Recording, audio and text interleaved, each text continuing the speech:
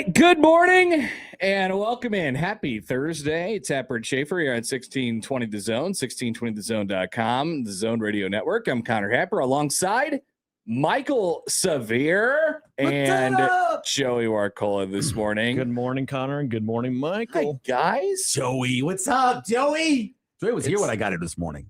Dude, you've been getting here early. He's getting here early. I got here at 5:20. I did not get here at 4:30, so I was able to get some extra sleep. So 5:20 is about your regular? Yeah, it's about my regular arrival time. I use that time to get a thumbnail ready, get whatever I need to get done. Then I'm in the studio getting my things ready to go. The times I've come in with Schaefer, I've had a chance about 15 minutes to listen to my yacht rock because you weren't in the studio. Now you were in the studio when I came in this morning. I was like, oh yeah, there was a little bit of panic going into this morning. Are we on the air?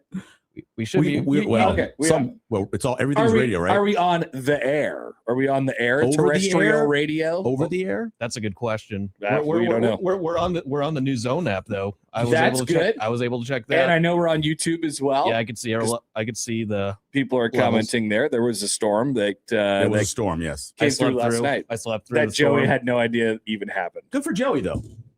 I think so. Yeah, you don't have to deal with that overnight. Yeah, I'm And very. you don't have any. You live in an apartment, so you don't have any trees to deal with or anything like that. Not really. Depends on where you park. Is your car parked in underneath an overhang or something like that? No, it wasn't last night. So thankfully, nothing happened because I had hail damage from 2 years ago. It was when the Celtics were in the finals. They were playing Game 3 against the Mavericks, and Bill Ranby was on the main screen. I've you been can there. see a little bit of the Celtics. You were triggered. I've been there. So there was another Celtics coverage, but it was Kevin Hart and friends. So I turned to that, and it was miserable. Wow. But because the Celtics were playing.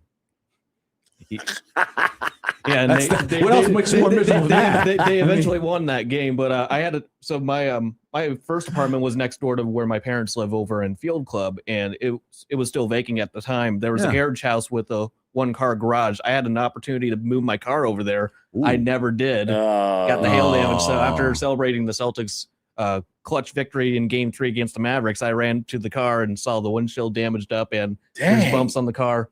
So car's pretty much totaled. I got the windshield replaced, but I'm still driving. Yeah, I haven't got my windshield replaced yet. I have hail damage.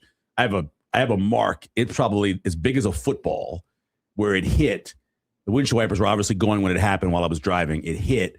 It shattered the bottom part of the windshield, and since then things have been coming off. But every time I go get it fixed, and they tell me it's going to be an extra $400 to equate the sensors, something like that. What the heck? I know, I'm like, no, sensors? I'm not paying it. So the sensors you have for when it's supposed, so my windshield wipers come on automatically, Yeah. right, when the rain happens. So because of the sensors and the defrost and all of that, it's going to cost an extra. So total, it's about $1,100 to get it replaced. Dude. And every time I do that, I'm like, fine, I'll just deal with the cracks. I'll take a smart windshield. I'll take. A smart windshield is so weird. I know. We all have car damage right now. My car, I still haven't got my car back. My car's just. Oh no, where's your car? Well, my car's been in the shop for like 3 weeks. Is it across the street? No, it's up the road further. But yeah, I got in a wreck during the College World Series. I did not know that. Yeah, Did somebody hit you? Somebody hit me. Was it Adrian Martinez? It wasn't Adrian Damn it. Martinez. No, it was just a guy, and hit me going into. I was going into Lot D for the College World Series. Yeah. And got hit. Oh, how bad is it?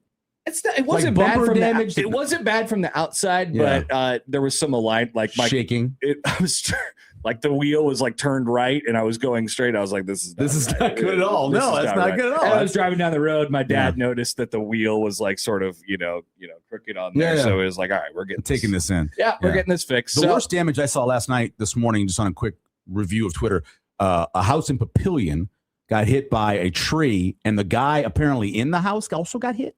Whoa. Yeah. Yikes. So that was bad. Okay. Could you imagine you just chilling out in your house and all of a sudden a big branch hit by a comes tree? through? That would not be good. No, not be good at all. So that's the worst damage I saw was that. Well, Papillion needs at least some sort of a storm because they had to clean up all the fireworks.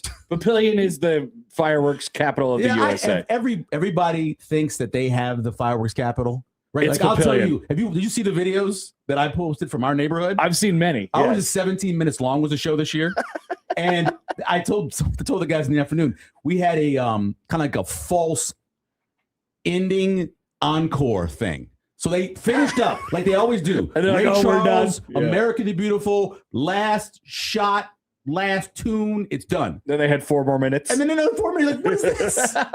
we had extra. We forgot. No, it was. It's great in most places. And I've been to the Papillion one. I actually covered the Papillion one when I was working at Papillion. I'm just talking about in the neighborhoods, man. Like, that's what I'm saying. I was up on top of the city hall shooting, and we had a drone up, and you could see every neighborhood just going as the sun came down. It's like just going from the east to the west the whole way through. So yeah, they like to blow stuff up in the Papillion. Oh, they're going crazy in Papillion. Well, they got some, they got money out there. A little bit. They got some cash.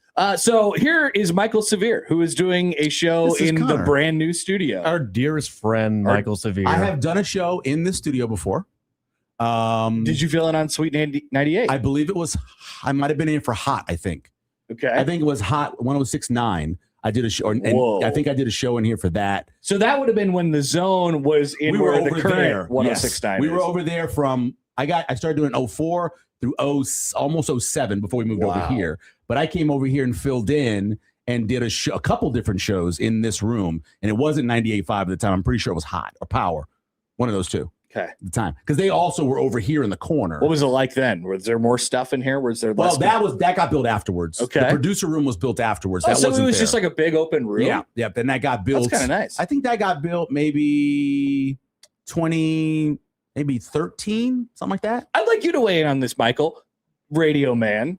Okay. What do you think about putting the producers in the shed? I think it's a great idea. I agree. That's where they used to be. But also remember, when I was coming up in radio, they didn't talk as much as they do now. So they didn't. Oh, they occasionally went, go to break. Yeah. That was about it. There wasn't a lot of now you get the finger. This, little of this. That was it. Now, you got a midday show. Part of the show. Got a midday show when I remember having a conversation about hiring you for the midday show. And I'm sitting up there. It was me and the guy who was the PD at the time and Mark. And they were like, we want to have Josh as more of the show. And I said, not as a producer, but more as a co-host. That wasn't the way it was when I was coming up. So putting him in that room where he's going to have to talk, and you really can't see that well over there. Not on a solo show. Yeah. It doesn't work that way. It'd be tough. No, but I love that room. If I was a producer, I'd rather be in the room. Same here. I would definitely rather be in the room. I'd be watching TV over We'd there. be doing other stuff, yes. Something like that. Got a TV over here. But Joey's got the TV. And Joey basically controls the TV. I didn't even see the TV. Yeah. Well, why isn't the TV on, Joey? Well, Joey is excited to be watching Wimbledon, and he's probably disappointed that the TV's not on right now. I'm disappointed that center and is not playing today. We have to wait for him to play against Djokovic tomorrow. My favorite tennis player. Give me 20. Djokovic is still playing? Yeah, dude. Seriously. Oh yeah, same guy. When I was Djokovic. When I was growing up, when I was a city tennis player, going to be a high school tennis player. When I was growing up, when you were 29, you were over the hill. Borg was done at 25, basically. Let's see. Now Djokovic, he got to be 35, 36. Got to be at least that old. You were done before you got to 29. He is 39. 30. Oh my God. Same age as Messi. And he's still playing. And he's still playing. And he's playing reasonably well. Is he playing well? Yeah. He's got people that are better than him now. Oh, sure. But the last match he won, the Canadian, that went on for like 5 hours and 15 minutes. I love those matches. He still occasionally wins tournaments. Good for him. Yeah. I had no idea. Except for most people hate him, but good for him. I never hated. So this is my order of them. The clay court guy, that was my guy. Nadal, because I love playing on clay. Everybody loves Nadal. Love playing on clay. Love that. I love being at the net, so I love Nadal.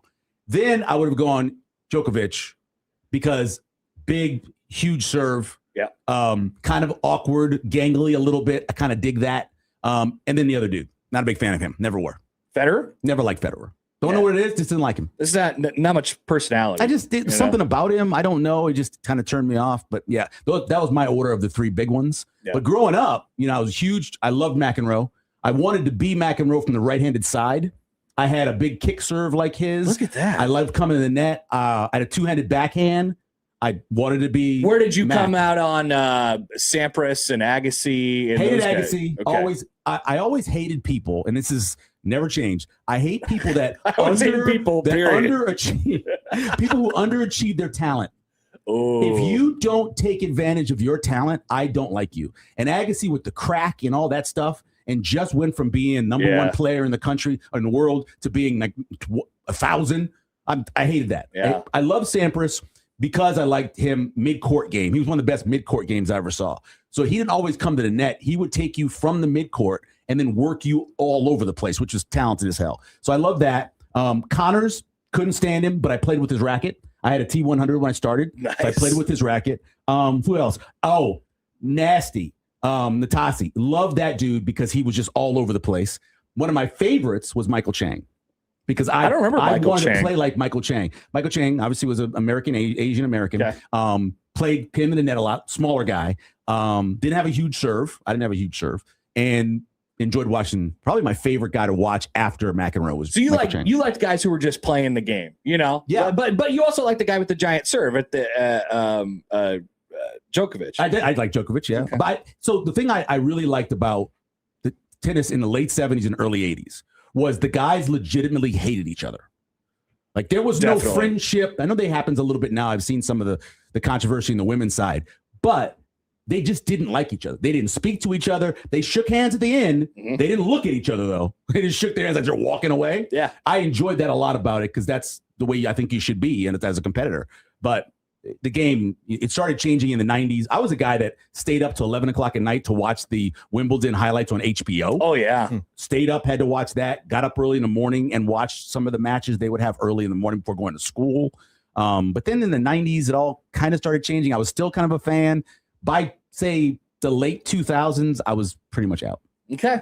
Well, pretty much out. Sounds like Michael might enjoy whatever tennis is on today. The women's side, Joey, I would assume. It should be the women's semifinals. Coco Gauff Speaking of hate, Bugova from Czechia. Oh, he's horrible. Well, he spends 2 weeks in Omaha every summer. And that's where he's really bad. That's where he was on my irrational anger list from 2 lists ago. He's a nice guy. I'm not saying he's not. Look, a lot of nice people in the world. He's like Putin's a nice guy. I'm like, I'm sure he is. I just don't like him. That's it. He's good at his job. Have you ever noticed? I know you don't get a chance. You don't get a chance to watch because you're actually covering it. Whoever his partner is, at least 4 times during the broadcast, has to correct him. But he has to do it delicately. I don't know if that's quite right. I would say probably it's more of the pitching that's the issue with this guy. You're like, it happens constantly. You know, there used to be, the thing in broadcasting is you would take those and, you would be really delicate about it or just not mention it at all if somebody made a mistake. Yeah. You're very nice to your broadcast partner. I don't know. I feel like that's changing. I feel like it's time to just be like, that's wrong. That's because now everybody knows the mistake within a second of you making it. That is true. So if you don't correct them, people are like, well, why didn't you say something? Where were you when Scott Frost was coach? Yeah. Stuff like that. Oh, yeah. And so I think that's why you have to You're now. You're probably right. Yeah. And especially, so if you do radio and the game is on television, because there's a lot of people who simulcast, you have to be really accurate. Back in the day, you didn't have to worry about that. That is true. Radio could be whatever experience you wanted it to be. I don't know if you're listening to any of this because it's a competing station, but they're replaying these old Nebraska games. I have seen. I think it's a great idea. It's a great idea, but you forget how not great those broadcasts were. Sure, like they were not great. Yeah, I've watched which all I those think games. adds to the charm of it. But it's okay. It's fun. Okay, so I've watched all those games. And so now I'm listening to them because I wasn't living here, obviously, when they were going on. And I'm like, that's not what happened. Not even close on that play. That's not even close to what happened. Sometimes because we'll get to see it or I'll be down on the field and, because I'll get to see it really close and whoever's up in the booth will say, that pitch missed a little outside. I was like, that was inside. Yeah, inside. Yeah. Not that it matters. Yeah. You have a better angle probably than they do. I have a better angle. But if you're watching a football game, and you're in the Orange Bowl is a great place to watch a game. You're in the Orange Bowl and you're miscalling people who are on your team. You've been calling them the entire year and you're calling them the wrong names or you're not quite sure who caught the ball. That guy's been there all year. He's got 50 catches, the most in the history of Nebraska football, apparently. Probably have that one down. You should have that one down. Don't need a spotter for that. And then your color guy is like, I don't even know what I'm talking about. But I understand I'm friends with him, and so I'm going to do these games. I'm listening in the kitchen. I'm like, what is happening in this broadcast? This is brutal. That's incredible. It Should was do that anything. horrible. Take that radio call and put it up on the side on Twitter or something. You should do it. I know. See how it matches Look, up. the guys are. It's great. It's wonderful. I want to hear the game's over, but my goodness. Michael Severe is here. He has takes on literally everything. So we're going to get some of those today and tomorrow, by the way. And check this out. We have no guests today. We have no guests whatsoever. So we're on back-to-back days of history on Happer and Schaefer. Yesterday, first show in the new studio, and then today, no guests. First show with a fill-in and first show with no guests. You want to do a classic? So the classic is you make Joey the guest. Oh, would you like to go on the hot seat, Joey? You have a segment where you ask Joey questions. 8:30. Might as well. Put Joey Might on as well. That's it. Joey's the guest. We have a lot of questions. It's happened before. It's not the first time. Not Joey, but the producer's been a guest. No, I was not at the camp. I was not at this. I saw him. I saw you at the camp. Good job. I was admiring you. These broadcasting I'm camps not that are sicko. apparently very popular. Right? There's a line in here that says, "There's no place in America that has more people with autism per capita than this broadcasting class." And I'm like, that's cold-blooded, but that's really funny. There's a level of comedy sometimes where you're like, yeah, look, I just got to accept it. 402-951-1620. That is how you get in touch with the show today on the Prairie Flower Casino Zone hotline. You could either call or text that number. Tweet at us at Happen Shape on the Liquid Trucking Zone Twitter feed, at Connor Happer, at Michael Severe there as well. You can email us on the Equitable Bank Zone inbox, Connor or Joey at 1620thezone.com. Atmosphere is good in here. I know. Compared to the other room. The acoustics are pretty good, aren't they? It feels good in here. Yeah. I last stayed in the old studio. It felt like a sauna. They upped the temperature. They're putting you out. It's unbelievable. Yeah, it was. This is a real temperature controlled room. It feels really good because you got more than one vent. I think there are slightly higher ceilings as I agree, well. Probably. Yeah. So it just feels like there's more space. And you got this thing. Yep. That We used to have that the wall thing. unit deal. Yeah. So that looks like the one they used to have at the sports bars that would suck up all of the smoking. Yeah, That's what it looks like. And Yeah. I know no one's smoking anymore, but that's what that looks like. So, well, I was told by the previous people who occupied this room that there was no temperature control. I was like, we didn't have temperature control in our room. Well, you mentioned at that all. there were 3 different zones. Yeah. There are 3 zones in that room. It's 3 different climates depending on where you were This sitting. feels really good. I mean, we have the central air, obviously, but we also have this beautiful, air conditioner that should be controlled by that remote right there in the wall, and I think it works. I'm sure it works. I think it works. But it So sounds good in here. Giant TV. 72. you can also comment in on the YouTube stream as well, which is the there for you, stream. and you may need to know about because I don't think we're on the air. I just received a text on the Still not on the air? on the text line that says dead air, but the weather was bad. That happens, man. We're Anytime you're talking watching about on over-air radio. X. So good for you guys, and that's why we do all the different ways you can watch or listen to the show. Also today, coming up at 8 o'clock, I have an opinion. I know Michael has opinions. He will have to have more opinions coming up at 8 o'clock today. Also, you will have opinions. And So- there's incentives for this. Oh, yes. If you want to go to the Storm Chasers game next Friday, it's zone night. Mm-hmm. We're throwing out, I think some of us or one of us or something like that is throwing out a first pitch. Wow. That could be potentially embarrassing, which is awesome. If you want to go to the game, just have an opinion, send it our way, and then Joey might pick you out of the box at the end. I have another way to give away something if you want. We have multiple things to give old away. school, right? The shirt I have on is, if you were a longtime zone listener, you know what this is. I don't. But if you're not a longtime zone listener, you probably would know what it is. But I'm a if you short-time zone if listener. you listen to Unsportsmanlike Conduct at any time during the 10 years I was on it, Okay. this shirt would mean something to you.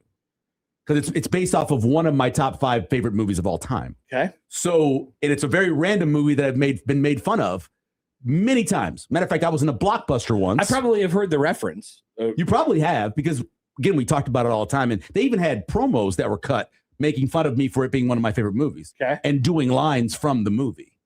And I was once in a Blockbuster where I was walking through, the guy heard my voice, didn't see me, and he goes, "Are you looking for whatever the movie is?" And so that's what this is. What movie is it? Steel Magnolias.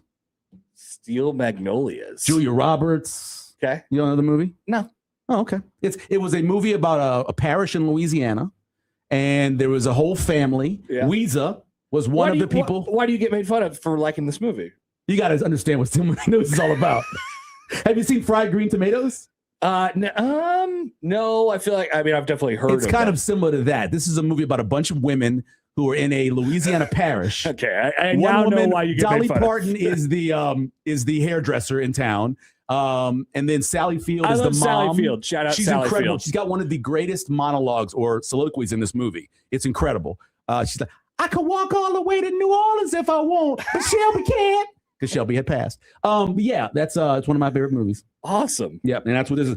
I slapped Ouija Boudreaux. I do understand why you get made fun of. Yeah, that's why I get made fun of it. But it's it's a classic. It brings me back home. Speaking of movies, we do have movie conversation from Michael Severe today. So and Connor Happer. And me, yeah. Yes. In honor of me not having seen any movies, Michael is going to tell you the top 10. Okay, I got a bunch, but I can stop at 10. Some of the movies you were planning on going further. No, I do not. Some of the movies 1, 2, 3, that 4, 5, you 6, have 7, never 8, seen 9, that 10. everyone else has seen. I have 11 on here. Okay. I have 11. Oh, we could just do 11 then. Okay. Michael's top 11. Top 10 plus 1. All right. So we're off and running on a Thursday. We'll try and get you back on air as soon as we possibly can. But for now, you could hear us loud and clear, as Bada Bing says, on the YouTube stream or anywhere else. And on the Zone app as well. And of course, I cannot hear air. On the Zone app. I cannot hear air. Back after this on Happer Schaefer on 1620 The Zone.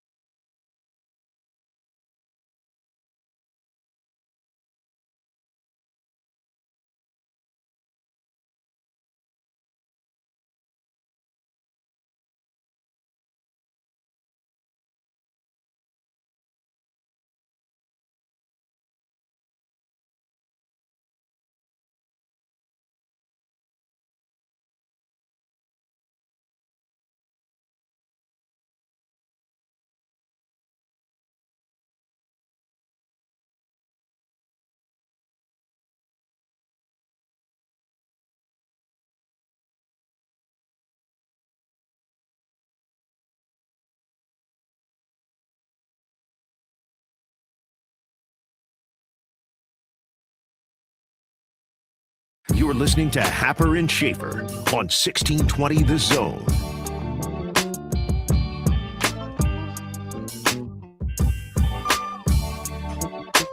All right, welcome back.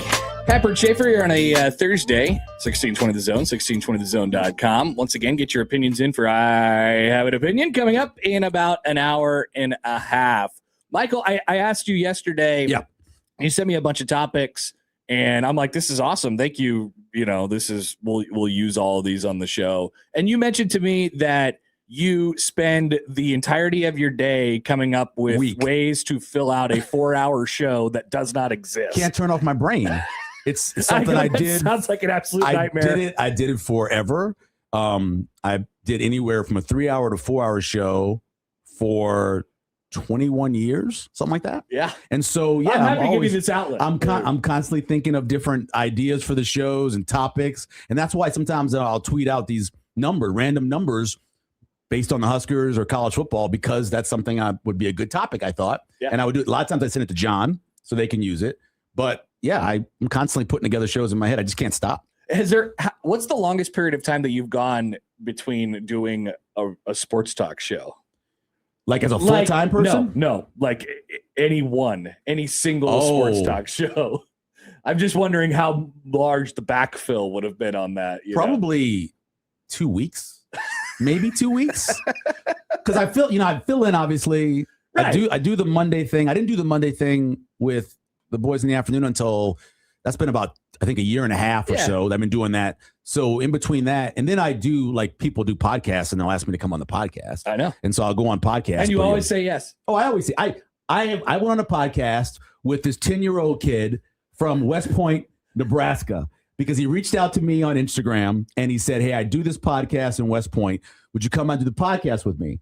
And I said, sure, we'll set up a time. And so I drove out to West Point. The kid was awesome. There's a 3-man crew, and they rotate out who's going to be the host. Incredible. And they have their own set in the basement. And then after that, about probably a month later, this young girl reaches out. She's 11. Same thing. She's in the same crew with him. I didn't know there was a kids podcast space. Oh my! There are so many of them out there. And she's 11. I went and did her podcast. She's going to be the next. I was going to say Michelle Tafoya, but no. Somebody like that. Linda Cohn. She'll be the next Linda Cohn. She was incredible. She knew everything. It was really fun. I did her podcast. Yeah, I've never said no to a podcast. Tremendous. Yeah, tremendous. Everybody came on with me.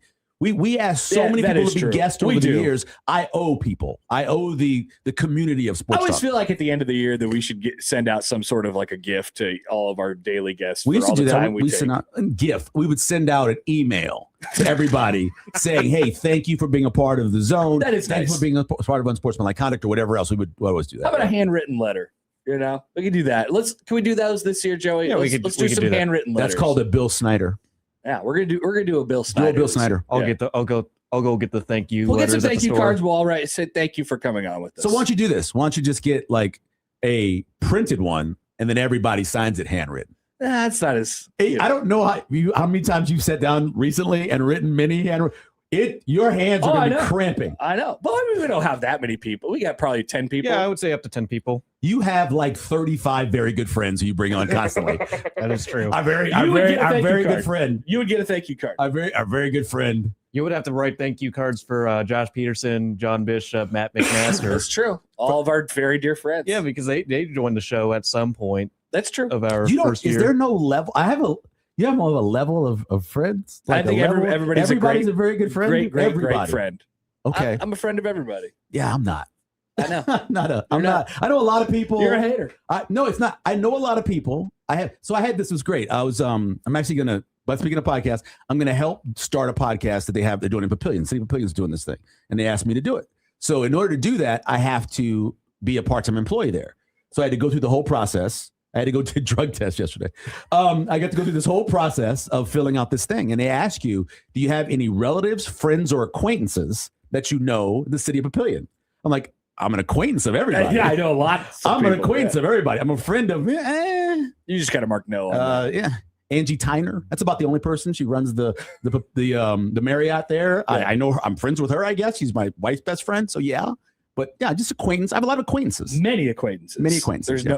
but it doesn't sound as good when you say our great acquaintance. That would be awesome. Our great say acquaintance. it one time. So next time I come on, say that. All right. My great acquaintance. Our dear acquaintance. Dear acquaintance, Michael Severe. Yeah. All right. So you have, by the way, your beloved New York Mets are currently playing the Kansas City Royals in a 3-game series. I don't know if you knew this. Yeah, they played, played a crazy game the other night. You know why I know? Because you listened to this show. No. And you accidentally stumbled upon it, probably. No. Okay. No, it was because Dirk posted that crazy errors play. Yeah, 3 errors in one play. He posted that. Yeah. It reminds me of game 1 or 2 of the World Series against the Royals, where the Mets threw the ball all over the thing, and Hosmer was safe at first base. And Daniel Murphy, that whole one. Yes, that reminded me of that. They actually did a dramatic recreation of, because Hosmer was on the broadcast 2 nights ago. Yeah. And, when he dashed home from third after a little chopper over to right, the game-winning run of the World Series. Yeah, I remember. In 2015. Thanks. Appreciate that. So, yeah, they did that, and that was nice. So they're playing each other right now. Okay. But you have a baseball story that I do. I don't know where this is going. So this is I just mentioned Angie Tyner, Angie Velarde, Angie, new married name. So people may know her. She lives mainly in Papillion and La Vista, but she's run hotels all over the city. So I reached out to Angie and I said, hey, I'm doing this thing August 27th, kick off college football season. We're doing an auction. Can you donate something? A night stay, maybe one of the restaurants around there, Spin Pizzeria, something like that. It's like, sure. And I have a great thing to add to it for you. And I'm like, oh, what is it? She goes, it's a bobblehead.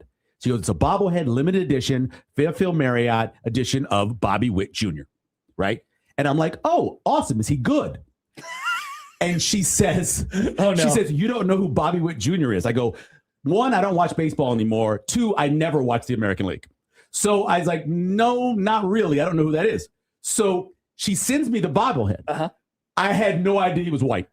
You thought he was black. People talked about him having speed. If you just heard the name Bobby Witt Jr. and you knew he was fast. Yes, I thought he was a black kid. You thought he was black. I thought he was a black guy. And so I get this bobblehead. I'm like, this can't be right.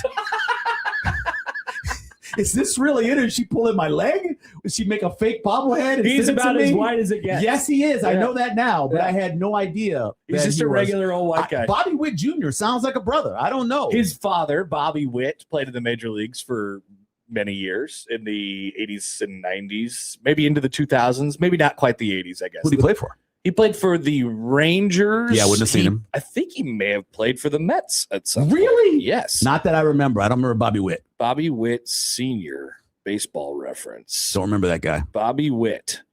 There he is. Can I click on his page? Well, everything takes me to his. So he played for Texas. Yeah. He played for Oakland. Yeah, I would have seen that. He played for Tampa. He played for Florida. He played for St. Louis. He played for Arizona. He played for Cleveland. 18 years. Look at that. That's a career right there. 86 to 2001. He was on the 2001 Arizona Diamondbacks briefly, the team that went to the World Series that Josh Peterson knows about because he loves the 2001 World Series. Did you know this about Josh? I did not know he loved. Why did he love the 2001? He loves the 2001 World Series.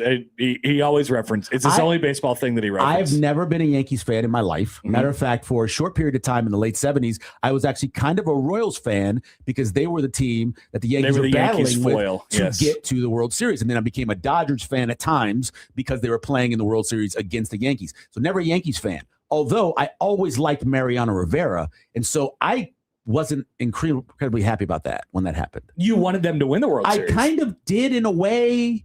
Because, it was 9/11 and it was the Yankees and, the Patriots were going to eventually win too. And I don't know. I think I wanted I don't think I cared who won, but I think I was a little sad. It was a great series. That a team like Arizona would win. I'm pretty sure all the games at Yankee Stadium ended in walk-offs.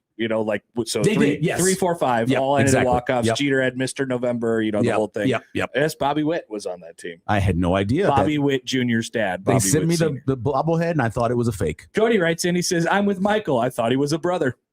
Angie said to me, he is from the waist down because he's fast. It was a great ...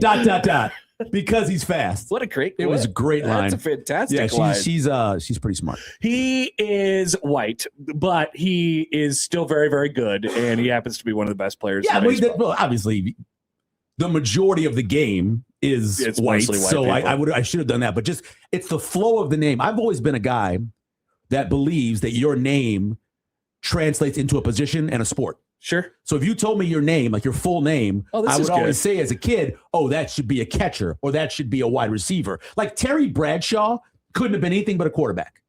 Because that's back in the 70s when you had Staubach, Bradshaw. Everybody was kind of that flow of names. So what is your full name? Connor what? Matthew. Connor Matthew Happer. Yeah. That almost sounds like a tennis player. I could see that. I have some tennis background. That's a little tennis player right there. I have like a great uncle or something like that who was he's like a big wig in tennis or something. Happer's a pretty solid tennis name. Yeah. I could be a tennis guy. I could see that. Yeah. I was looking at like the current Mets roster just to see if you could place them in any particular place. I'd be rough. It could be bad. I haven't watched baseball a game in 3 years. They have a Dominican pitcher named Husker Brazoban. That's pretty cool. I know. Brazoban? Brazoban. You know, that's not a pitcher's name. That's a boxer. Oh, good. That is a heavyweight boxer. Yeah, he's like brutal. Oh, yeah. He's just killing. You know what? He takes a lot of shots, but he gives a lot of shots. They have a Japanese pitcher named Kodai Senga. Car racer. F1. Nice. F1 car racer. Senga. Francisco Lindor is their shortstop. Well, you know about him. Yeah, I know that guy. Well, you probably know his dad, Bo Bichette, Dante Bichette. His son plays for the Mets, Bo Bichette. Really? Yeah. Did he play for Colorado at one point? Where his dad played? I don't think he played for Toronto. Oh, no, okay. He played for Toronto. Yeah. He played for Toronto? Toronto. Yeah, he played for Toronto. Yeah, well, Bichette sounds like a hitman in a movie. Okay. Oh, actually, the Mets have the best example in the league of guy that you would think is a different sport. No, skin color. Okay. They have a white guy named Tyrone Taylor. Yeah, I would. Yeah. They have a white guy named Tyrone Taylor. My neighbor for sport time growing up was Major Tyrone Jackson, and there was no one whiter than that man. No one whiter than that man. Major Tyrone Jackson. You're just walking around and your name on paper is Major Tyrone Jackson. We had a guy I worked with at the pizza place years ago named Marcus Johnson, and Marcus Johnson did cover band for Public Enemy. He was a 5'6" white dude with curly hair. I think he might have been Jewish based off of his parents that I met. Nice. He did the best Chuck D you've ever heard in your life. And you just be staring at him going, this is incredible. How did this happen? It's incredible. Matthew writes in, Michael Severe is a meteorologist's name. They tried to get me to be a meteorologist for decades. Matt Jones, my first general manager, whose name actually was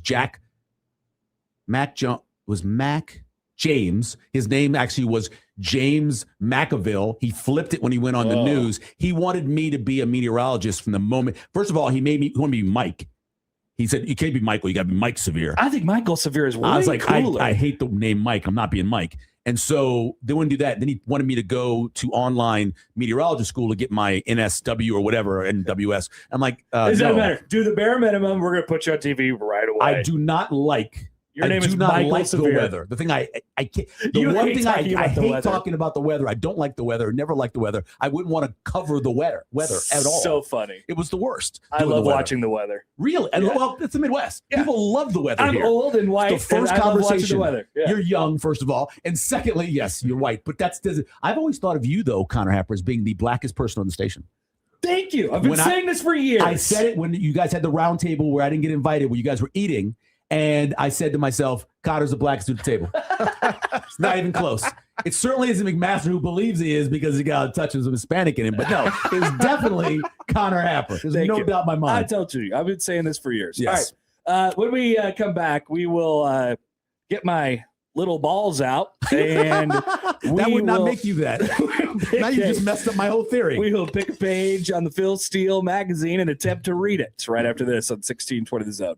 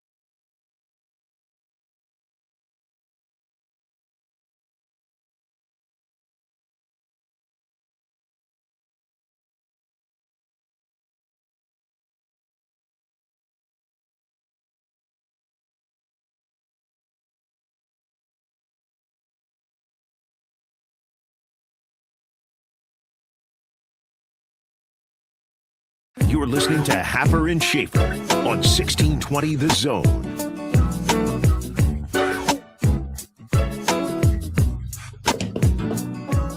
All right, back on Happer and Schaefer, 1620 The Zone, 1620thezone.com. Joey, update on the airwaves. Are we still dead? I haven't checked. I just know we're still in the StreamYard. How would we? I would just You have have to to have be this a thing button. called a radio. There used to be a button on all the Yeah, boards you could go to where you air. could flip it. You go to air, yeah. It'd be like 7 seconds ahead. I doubt that exists anymore. The air button? Probably especially not. on this board, which is brand new. Yeah, probably not an air board anymore. You'd have So to have we this need thing an called a actual- radio. a radio. Though. Does anybody have this thing called a radio? I have one at home. I didn't think to bring it over, so I used to have the AM app on my phone. Do you remember when the legislation came through? Yeah. And so Neil asked us to all have this app where you could listen to the radio. Uh-huh. And so I had that, but I don't think I have it on this phone now that I can think of. All right. But anybody with a radio, please turn it on and see if there's just go and to, let us go, know. go to your car and turn to the dial. Get your there boom air? boxes out, whatever. All right, so I have my ball machine. yes. It only goes up to, I believe, 49. So sometimes we add the numbers together. Yes. How many balls would you like to pluck out today? 3, 4, 5 balls? Let's do 3 and then Three balls. multiply by 3 again. All right, the first 3 balls. By the way, somebody's calling in, which is great. The first 3 balls. We asked the question. The first 3 balls are 4, 23, and 43. What's that equal? That's 70, right? Yeah, it's 70, and then I'm going to multiply by Did 3. you just do it on 210. your phone? He gave us some addition. You have to do addition on your phone, Joey. Texter said, our YouTube commenter says the radio is dead. Oh, So we'll go with 70. 70. Okay. What is Where it? the hell are the page numbers? All right, here we go. They're in the middle, aren't they? That's what it Yes. used to be. Yeah. Number 70 is the Tennessee Volunteers. Oh, would you watch like to out talk now. about Tennessee, I am prepared to talk about Tennessee. who I think we landed on before? Yes, we did. It's the second time you've done. All right, times it by what? Times it by. He said 3 before. All right, we're gonna times it by 2 first. We're Okay. gonna go up to page 140. 40. Yes. now. What's that? That I believe takes us to the. That's got to be out of the ACC. ACC. Yeah. How would you know that? I've been getting that book for 20 some years. Wow, we're 1 page away from another page that we landed on. Oh, But we are at Louisville. Louisville. Yes. Let's go to It's a big year. Louisville. Yeah. Lincoln Kindholtz scheduled to be their Is their that their- starting quarterback. Really? Remember that guy? I do remember that he's, name. Sioux Falls. I remember the name. I don't remember where from. Nebraska was kind of going to recruit him. He ended That's up going to Ohio State. probably why, and yeah. being their backup, whatever. Okay. Then he went to the transfer portal, Yeah. and now he And is projected. where was he? Did he leave right from Ohio State to there? I believe that is the Okay, case. all right. Yes, he was at Ohio State. Yeah. He is scheduled to be their starting quarterback this year. They have one of the best running backs in the country, Isaac Brown. Oh, yeah. You know that guy? Yeah. So he's back this year. Their schedule looks as such. They open with Ole Miss in Nashville. Ooh, that's going to be Does, great. Louisville. My Then boy Trinidad Chambliss. they drop into they don't.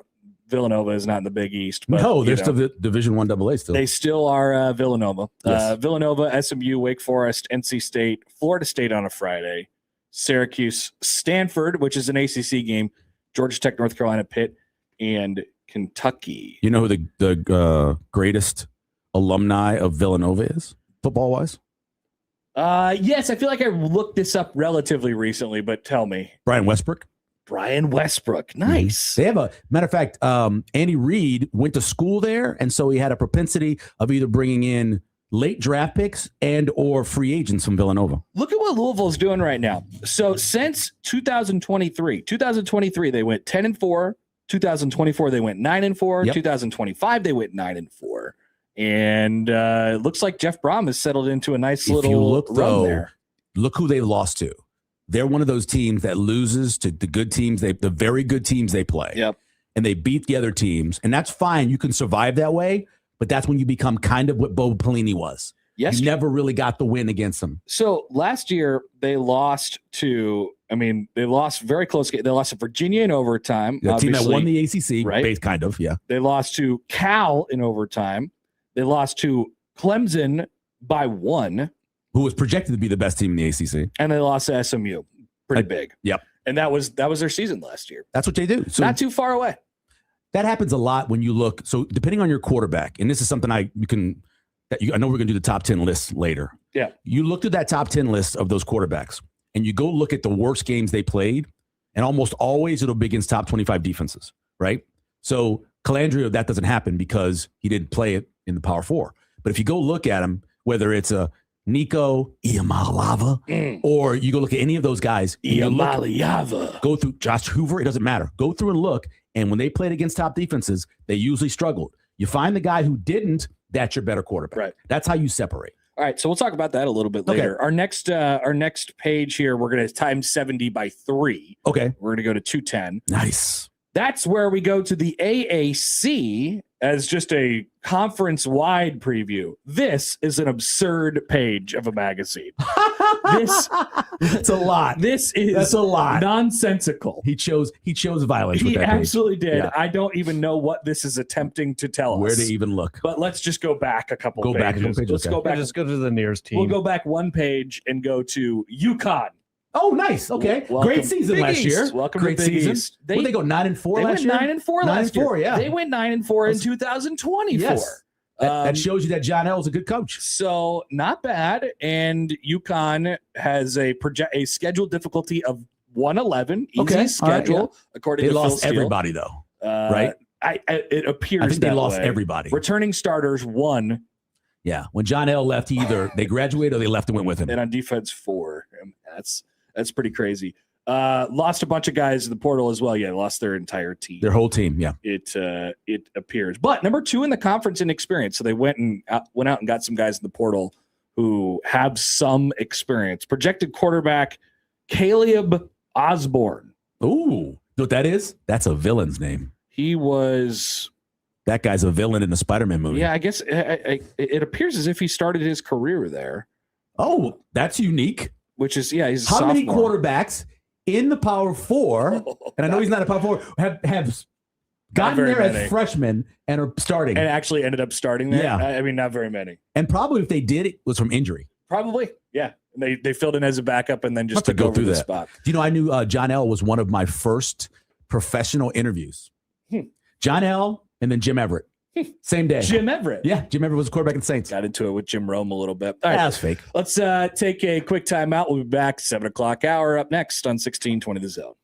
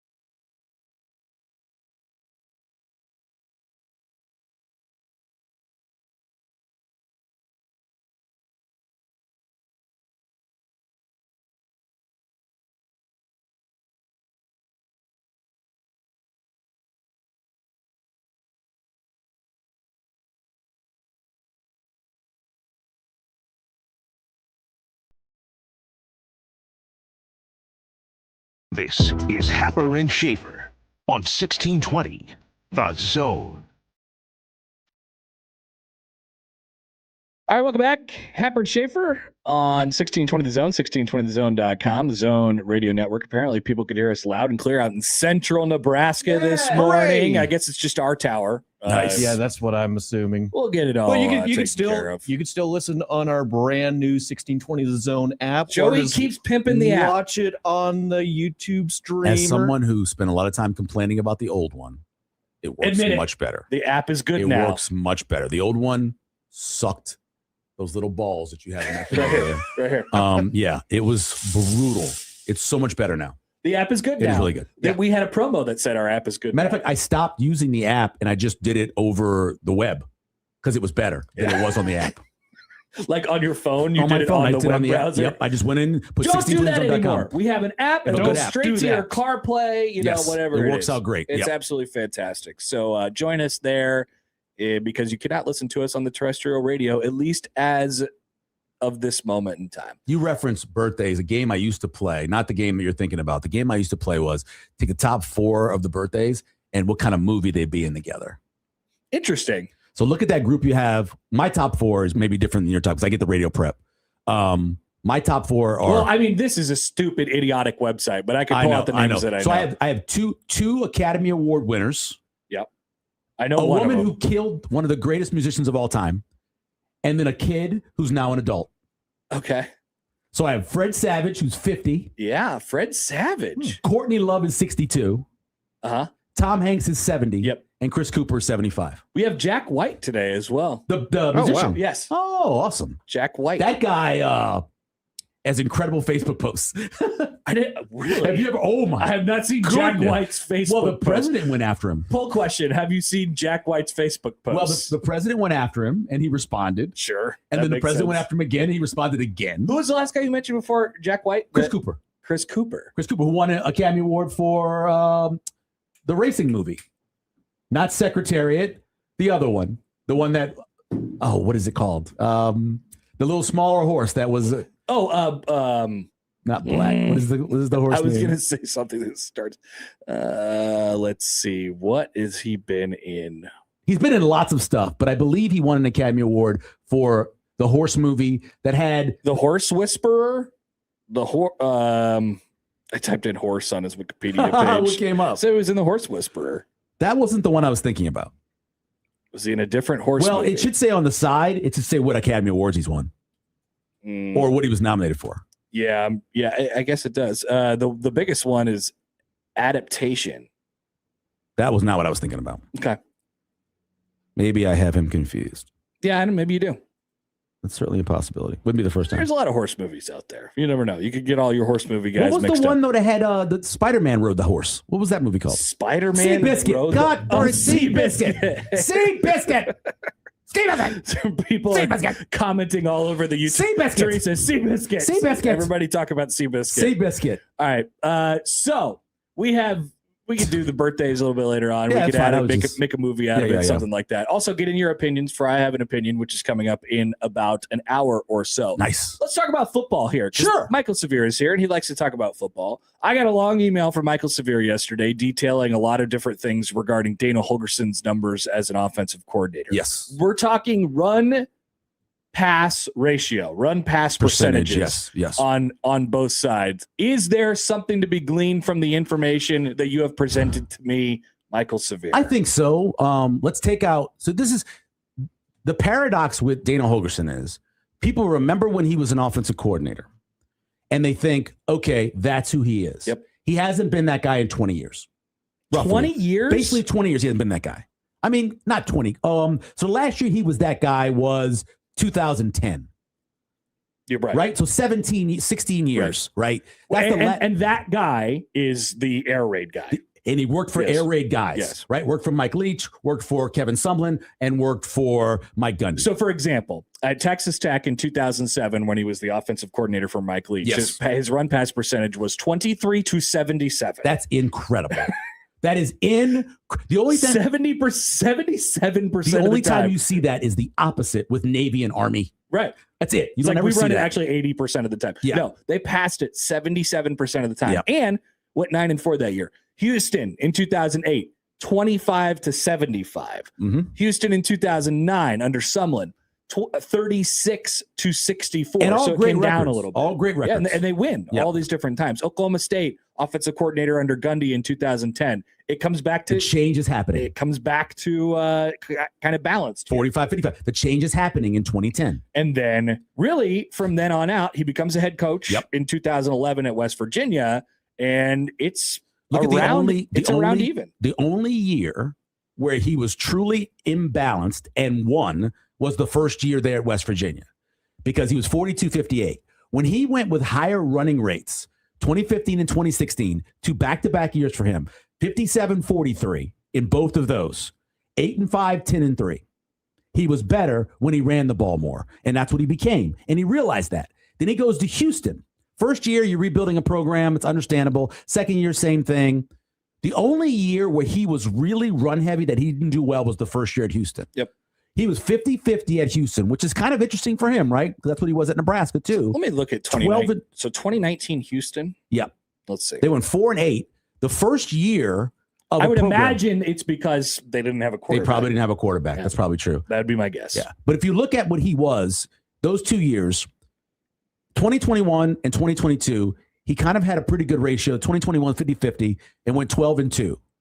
But when it's been the other way as a head coach, for the most part, he's lost. I remember this 2019 Houston team, actually. Yeah, they were bad. They went 4-8, and Clayton Tune was their quarterback. Oh my God, he made the league. And then he's still in the league. Derek King played. You remember he was Derek playing King? wide receiver, and he came back over to play quarterback. So they basically didn't have I believe he went to the combine as a wide receiver. I remember. So Derek King ended up, was he the starter at Miami he was the starter at Miami in 2020. Yeah. During the COVID year. And then stayed at Miami for 2021, where he either got hurt or got benched or something like that. I think he got hurt before the season started, if I remember correctly, for him. He played 3 games in 2021 at Miami. Yeah. But there's a name for you, Derek King. That is an old one. What this basically tells you is he's not the guy we keep talking about. Remember last year when everybody kept going, why don't they just let him be himself? So here's the question. What is he then? How would you describe I think he's close to being 50-50 now. He understood that you had, when you became a head coach, because your defense needed you. And he's talked about this for the because record. The defense needed you. I'm going to be more run based. I'm going to get my run game in. Remember, Mike Leach kicked him out of the air raid club because of it. And he's become that. And I think the more he runs the ball, the better they are. Now, as Nebraska, as an OC, he's been essentially 50-50. Last year, though, with one of the best running backs in the country, 52-48. That's probably the success rate he needs to be at, I think, if they're going to be successful. So a lot of it depends on personnel. Obviously, this entire a little. See, I don't know. I believe your ultimate game plan is not necessarily based on personnel. Your job is to find personnel that fits your game plan on offense. Your job is to find players that could overwhelm your game plan on defense. Players make defense, in my opinion. Offense, I think, is a lot of system. So you got to got players that fit your system. I don't think you change your system just based off of your players. But one of the things that could affect this number dramatically is, do you have a quarterback who is capable of running? Well, an offensive line that can block for him so you can stand back there and actually go and throw the ball more. And so these last 2 years in Nebraska, he's been right around 50-50. 50-50 for the last 2 games in last 3 games. Last 3 games in 2024 when he took over. And then in 2025, 52-48. Like you said, he had one of the best running backs in the country. What he did not have was a quarterback who they felt like who they wanted to run at all. Or tackles he could trust. Combined, those 2 tackles, I believe, give up 13 sacks. And even with Latif, they didn't really run and him he got injured, obviously, in one game, and when he couldn't run around anymore. And then and the funny part about that, and I'll never understand this, and there's a lot of things I don't understand about Nebraska football under Matt Rule. It's not all him. I don't understand to not saying let's just play Gramstad. Why do we have him on the roster if we're going to have a quarterback back there on one leg who his strength is being mobile and he can't be mobile? Let's just put Gramstad in. I will never understand that. I will never understand not coming out in the first drive and giving the ball to Emmett Johnson at Minnesota. That's something I'll always never understand. The Minnesota game is the greatest. I mean, there's 2. There's 2 games that I will never understand. There's the UCLA game and there's the Minnesota game. You came in out for the UCLA game with no energy, no motivation. You're talking about 2024 UCLA. Yes, when they played a worse UCLA team that was really struggling, that didn't have a lot, that couldn't run the ball and couldn't stop the run, and you did neither. You couldn't stop them, and you couldn't run the ball against them. Didn't make any sense at all. That was a bad game plan, just like the Minnesota one. So I don't understand those. But then when you make a personnel decision where you're going to leave a one-legged quarterback, a one-legged need-to-be mobile quarterback who was a true freshman in like his third start, just go to the backup. That's why you have him. Yeah, it's not a carnival. One-legged quarterback. No, it's not. It's not. We don't need one-legged quarterback. You don't need that at all. So that's one of the ones that I was kind of debating in my head. What were they thinking of when they did that? And that had to be the OC's decision. So when you have the conversation about the offensive coordinator, and you're trying to figure out, okay, what fits what here? Yeah. Here we have a picture with Anthony Calandria, Yes. who is he's volatile, as we've talked about. He throws interceptions, but he makes big plays. The explosive play rate is pretty big. We have a situation where they have no idea what they're going to get from the running back position. I think they have pretty good wide receivers. I think they know what they're going to get for the running back position. I think we doubt what they're going to get from it. I certainly do. Do you? Not as much as you guys do. Okay. Yeah. I have a real, true puppy love feeling for Isaiah Mosey. I think Isaiah Mosey, every time I've seen him, he's gotten more comfortable being a running back. And because of his size and because of his footwork and because he can pass pro, and I believe he can get the ball in the backfield, I think he could really be a good running back. Haven't seen it. Could be. No doubt. You got 2 plays during the regular season, back-to-back plays. But that's what I'm saying. That's the point. There's no experience That's there. all you're saying. There's nothing to go off of. I think they have a pretty good wide receiver, like top 3 wide receivers. I mean, there's nothing for me to complain about there. I mean, it's probably their second best position group. Guys who have produced. Yeah. And then you pair that along with a decent offensive line. Which is probably their best. I think that's actually their best. They're the 4th most experienced offensive line in the Big Ten. I am way high on their offensive line. I agree with you there. Along with an offensive coordinator who has shown a variety of different things in his. So we're all sort of wondering, at least this is where I'm at, Michael, like, I just don't know where this is going to land. I don't know what the thing that they're going to decide that they're good at is going to be. Right. And we have a bunch of evidence for Holgerson's career and then Calandria and what he's been, and I'm trying to find where they meet in the middle. What I want people to do is stop feeling that Matt Rule put some sort of handcuffs on Dana Holgerson based off of what you remember him being an OC. Because he hasn't been that guy for a very long time. So this is what he wants to run, and it's what he has had some success. So that year in 2016, when they went 10-2 that year, Skylar Howard rushed for 463 yards, their quarterback. He had some long runs. Do you know how many touchdown rushing Skylar Howard had? And this is why I think Calandria is going to help them so much in the red zone. How many touchdowns do you think he had rushing? 6. He had 10 in 2016. Calandria will definitely help in the red zone. He's going to help in the red zone. He's going to help them finish drives. And this shows you that he has had a quarterback who was relatively mobile, right? I call him functionally mobile. I need 8, I get 10. I need 5, I get 7. Right. He's got that guy. And so he's shown you that he can do that. What he is not, and stop thinking about it, he's not the guy from back in 2010 and 2006. No. He's not that guy. And he hasn't been that guy for a very long time. So stop waiting for that guy to come. What I would like to see are Scott Howard had a great year that year, by the way. Some tenets of that, and really just one in particular. And I do think it'll come this year because of what they have at quarterback and the type of player that they have. I just want to see some tempo. There could be a lot of tempo. I see a little tempo. Yeah, I get concerned when people say tempo only because if we talk so much about how bad the defense was at the end of the year last year. Yeah. Well, they combined for 11 in the last 3 games. They combined for 11 3-and-outs. 3-and-outs. It could happen going very, fast, very fast. Your defense all of a sudden's on the field a lot. Totally. They're struggling. They start getting overwhelmed. Okay, let's change the word. Let's say rhythm. I'm all about rhythm. So tempo and pace, right? Those are the 2 words. Yep. Do you have a good pace that's comfortable for your system and what you're doing at that time in the game, or are you just a tempo team? I want to have a good pace. Yeah, I don't want to do tempo for no nonsensical reasons. Comfortable pace. The thing you're going to see more of, 2 things. Boot and waggle. Boot and waggle, you're going to see so much of that. If they're really targeting what Diego Pavia did, Diego Pavia's strength was, yes, he would occasionally come out of a play and do something that you're like, oh my God. But the majority of his stuff was run and shoot, sprint, position, throw quick out. Yeah. my Z receiver, whoever that is, or my displaced Y, I'm going to run him on a quick outs, and I'm just going to throw him the ball. There's timing. There's timing with it. Or off of that, you've got the crossing route coming, and you've got the corner fade. So those three things coming off of you waggling or just sprinting out, I think we're going to see a ton of that. That is the one thing that he did from way back in the day that I think we'll see. But he's going to mix in with some power run because they want to be power run. That's what we keep mentioning Bonner, right? Bonner's power run. Definitely. The idea of having 12 personnel or maybe even going to 13 personnel if he's in the game with the other two tight ends, that's all power run. Mm-hmm. So that's the mixture. He's got to have, I'm going to use my mobile quarterback to get my wide receivers open. I'm going to use my run game to go off of play action, and that's the key. And I think the positive thing about Holgorsen, as we've discussed through this segment, is that he's shown a lot of different, I mean, he's been different guys over his career. He's worked with different types of quarterbacks and stuff like that. Oh, yeah. I'm sort of team Holgorsen still.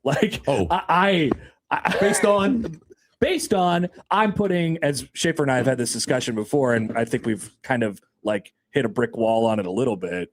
You're agreeing to disagree? I think a lot of what happened over the last couple of years, can partially or mostly be placed on Dylan Raiola's shoulder. I just think what they weren't able to do or what they didn't feel like they could do with him and weren't able to accomplish Give me the things you think they couldn't do. I don't think that they could really, weirdly enough, I don't feel like he was taking shots at all. Well, he was taking them. He wasn't hitting them. I was going to say that. Plays over 15 yards, throws that went over 15 yards. Yeah. Down the stretch, before he got hurt, he was 1 of 11. Yeah. He missed 2 of them in the Minnesota game that would have completely changed the game. Uh-huh. Both to his roommate. I know. How come you couldn't get your roommate the ball? And I always felt like that's what he was that was what his thing was. I think something got in his head. Well, 2 things. He had really bad form below the waist. His leg would get loose. Yeah. Did you pitch too? Did you pitch as well? Yeah. So the key, had bad footwork. The key to being a leveled pitcher, right? That plane is what? It's really your lower body. Mm-hmm. It's getting low, that front leg, right? He would, for whatever reason, he was all arm. And he would kick the left leg out, and he let his arm go flow. And what happens is the ball goes up and doesn't come down. Yep. And so if you can't turn it over, the thing that he was really worried about, touch, I think, and certainly had the ability to, he had a feel for it. He could layer the ball pretty well when he came in, but then that went away. Right. Because I think he lost form. Mm-hmm. And right now, currently going into his senior year, Trey Taylor throws a better ball than Dylan his entire sophomore year. I don't know why, but he did. So it's pronating the wrist and it's having a good lower body. And that allows you to get the ball to go up and come back down. Oh, you could tell. You could tell just the way it comes out of his hand. The throw he missed to Dane Key in the end zone against Minnesota, that then Minnesota came back, and Drake Lindsay, who I am not a big fan of because I don't think he's very good at making some throws, makes the exact same throw, touchdown. Mm-hmm. The exact same throw. He could never do that. So as much as we talk about the mobility hurting Holgorsen's offense or Nebraska's offense, I think it was the fact that he couldn't challenge you deep with accuracy. And I think there was some simple stuff that he just was too inconsistent on, Dylan. Oh, yeah. So, right. It's immediate, right? It's 3rd and 3. Dylan, I'm in your ear. Dylan, take it, get it the first down, right? That means what's the Y stick? Bam, Emmett Johnson's open, give him the ball. It's a first down. Ja'Cory Barney against Minnesota. No, Michigan. Quick out, throw the ball. Lindenmeyer's running a post or a little seam, hit that seam. You have to be decisive. And he was not. He would think he saw it looked kind of covered to him. Instead of just letting it go with his arm, he decided, I'm going to go to my next level. The reason why he got hurt, people blame Emmett Johnson for not getting the block. People blame whatever. Held on to the ball. It's the play call. So you got a play call where you only have 2 wide receivers who are in the pattern.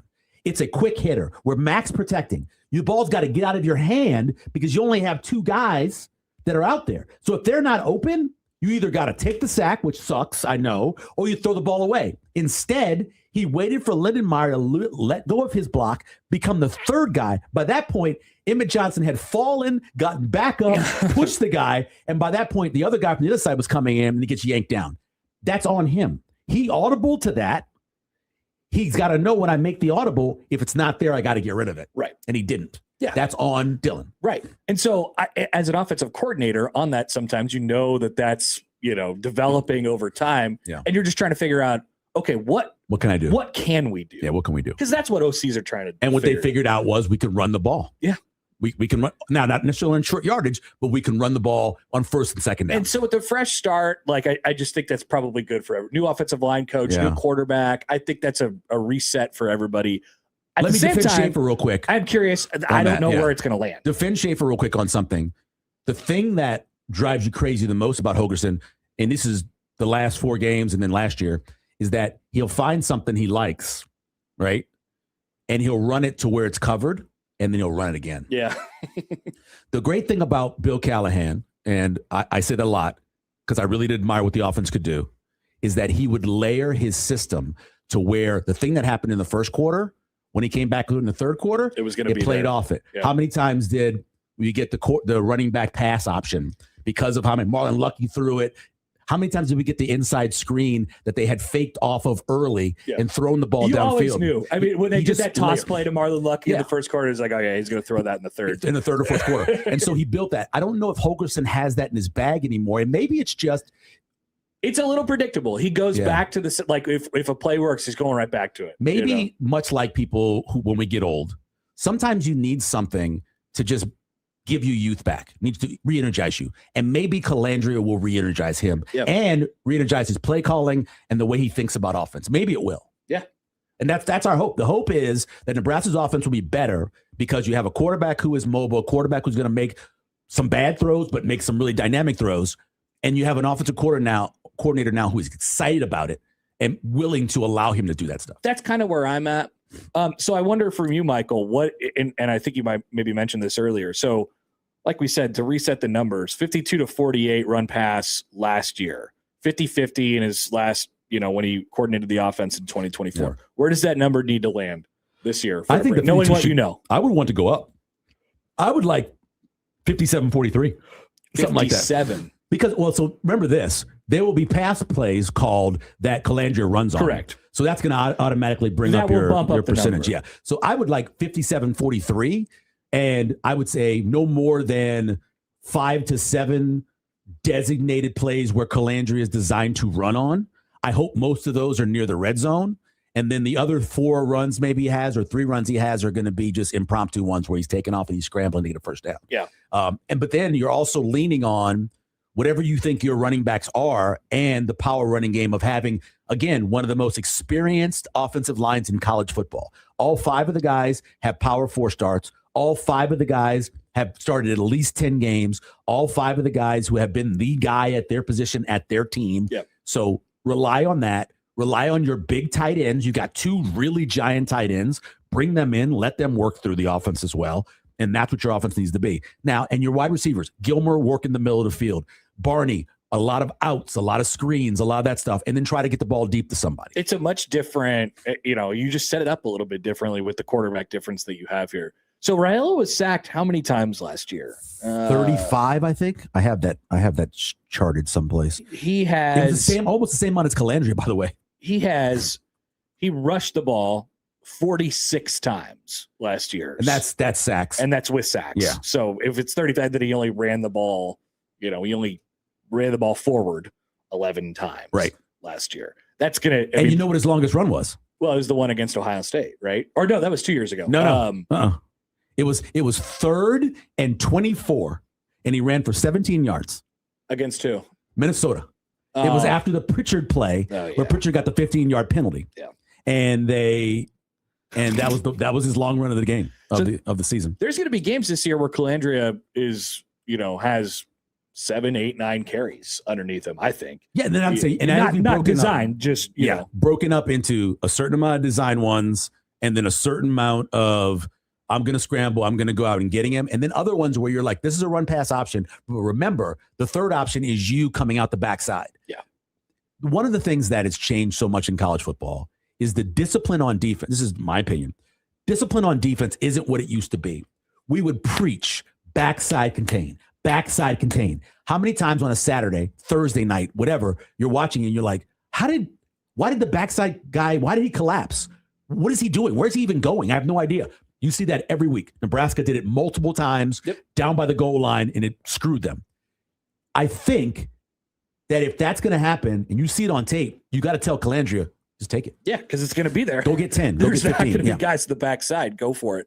All right, 402-951-1620. I want to hear from you guys in the Prairie Flower Casino Zone hotline. You could call or text that number. We still have plenty to come. We'll talk more football with Michael Severe, and I have an opinion coming up in about a half hour. But coming up next, we present the biggest movies that Michael Severe never saw on 1620 The Zone.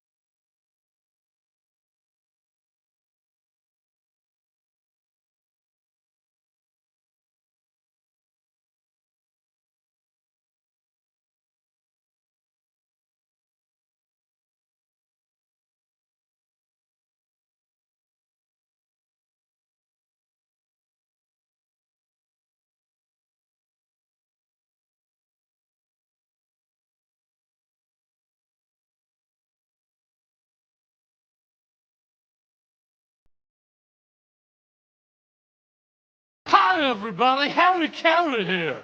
This is Happer and Schaefer on 1620 The Zone. All right, you may have just heard something. Just remember, the road to Wrigley is on right now. Brought to you by Union Bank and Trust. Your money has people. Member FDIC. Michael, people out there, they claim that I haven't seen movies. I don't know who these people are. I claim that. I talk to Matt McMaster sometimes, who hosts the midday show right here on 1620 The Zone, and I make fun of him because he hasn't seen any movies. Part of his is he's true. A lot of years younger. He's a young man. Yes. My movie watching days are basically over. My life. They're coming back because you're going to be watching kid movies. That is true. And you're going to up your kid movie by like a lot. I am super into Moana and Frozen and, the princesses. I've never seen Frozen. Frozen. That's on my list. So for a long time, I had just listened to Frozen because I was driving and it was on like in the back seat on a long road trip or something like that. Yes. Now I've seen Frozen many times. Yes. I love Frozen. I've never seen it before. I've heard the music. I had that same experience with several movies that we played. The fantastic Mr. Fox played on our entertainment center in the minivan for years. And I listened to it over and over because the kids would watch it in the back. I have a sneaky kids movie take for you. I think that sequels in the kids movies are actually good. It's easier. We oftentimes make fun of sequels just in general, and they're never as good as the original. And I think that is absolutely true. Yeah, that's all.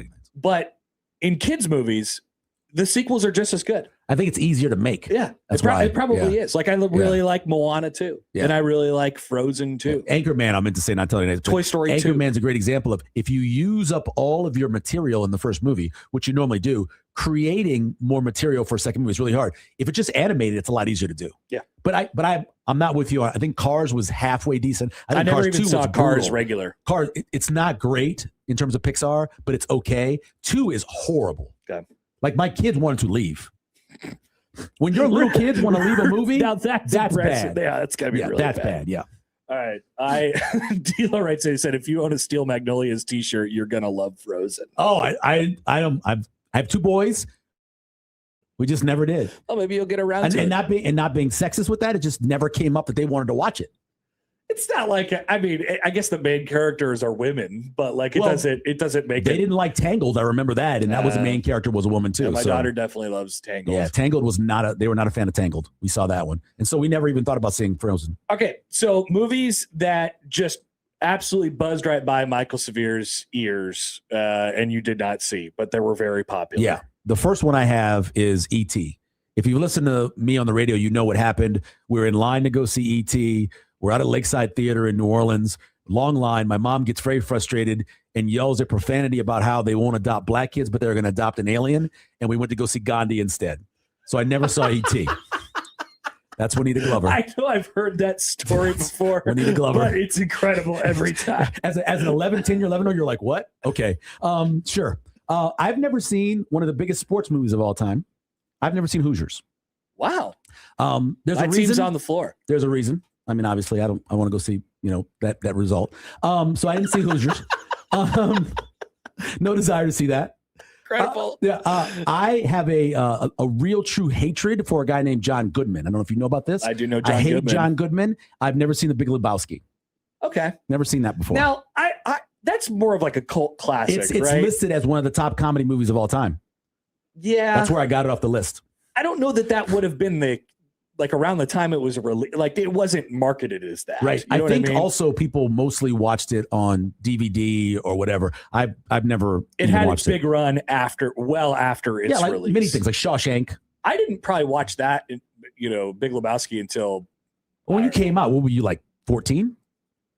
When did it come out? Didn't that come out like the late early 2000s, right? Something like that. 1998. 1998, late 90s. Yeah. So I didn't even see it until probably, I don't know, 2020. I would say I was making $6.50 an hour at a TV station in Monroe at the time, so I didn't have a lot of expendable cash. So I did not see that. Didn't see Big Lebowski. But you hate John Goodman. I hate so John Goodman. Braveheart. I've never seen that. I've never seen Braveheart either. I know what happens in Braveheart. Lacey, our producer, gave me the 25th anniversary DVD, which I kept in my bag for many years. but I never watched it. Never got it out of your bag. Never got out of the bag. Here's one that my wife complains about. I've never seen Kick-Ass. What is Kick-Ass? It's also listed as one of the top comedy movies. It's about like fake superheroes or something like that. 2010. These people dress up like superheroes and they go and they made a second one. There's a Kick-Ass 2 as well. McLovin is in this movie. Okay. Nice. Yeah. I've never seen that, but I think a lot of people have seen Kick-Ass. Nick Cage is in this movie? But neither of I. Obviously, you haven't seen it either. I have absolutely not seen this movie. Yeah. Pretty popular, apparently, movie. Is it like making fun of superheroes? I don't know. All I know is they're dressed up like superheroes in the movie poster. Okay. That's as much as I know about it. That's what it looks like. All right. Never seen that. I mentioned this one, Frozen. Not seen Frozen. No. Let it go. Step Brothers. You've never seen Step Brothers. Saw the you first. Hate Will Ferrell. Saw the first 30 minutes. Okay. And then what made you turn it off? The movie. What about the movie? Everything. You don't seem like a Will Ferrell, John C. Reilly guy. I don't have an appreciation. Do you like Talladega Nights? I like the movies where he's in an ensemble, kind of. Yes. I We were like talking about those. this the other day. Yes, but like when he is in, like one of the worst movies I've ever seen in the theater, and luckily I fell asleep, was the Balls of Fury, I believe. Not Balls of Fury. The one where he's skating. It's an ice skating movie. Blades of Steel. Blades of Glory. Blades of Glory. Thank you. Glory, yeah. My wife picked that one. It was her Friday night, and that movie is objectively worse than this movie. I managed to sleep. But I couldn't watch it anymore. Same thing with Dumb and Dumber. I had my third knee surgery. I got dropped off at the movie theater. I'm in college. I'm dropped off there. They're going to pick me up later because I couldn't drive with my right knee. And I'm in this movie, and I got through the air.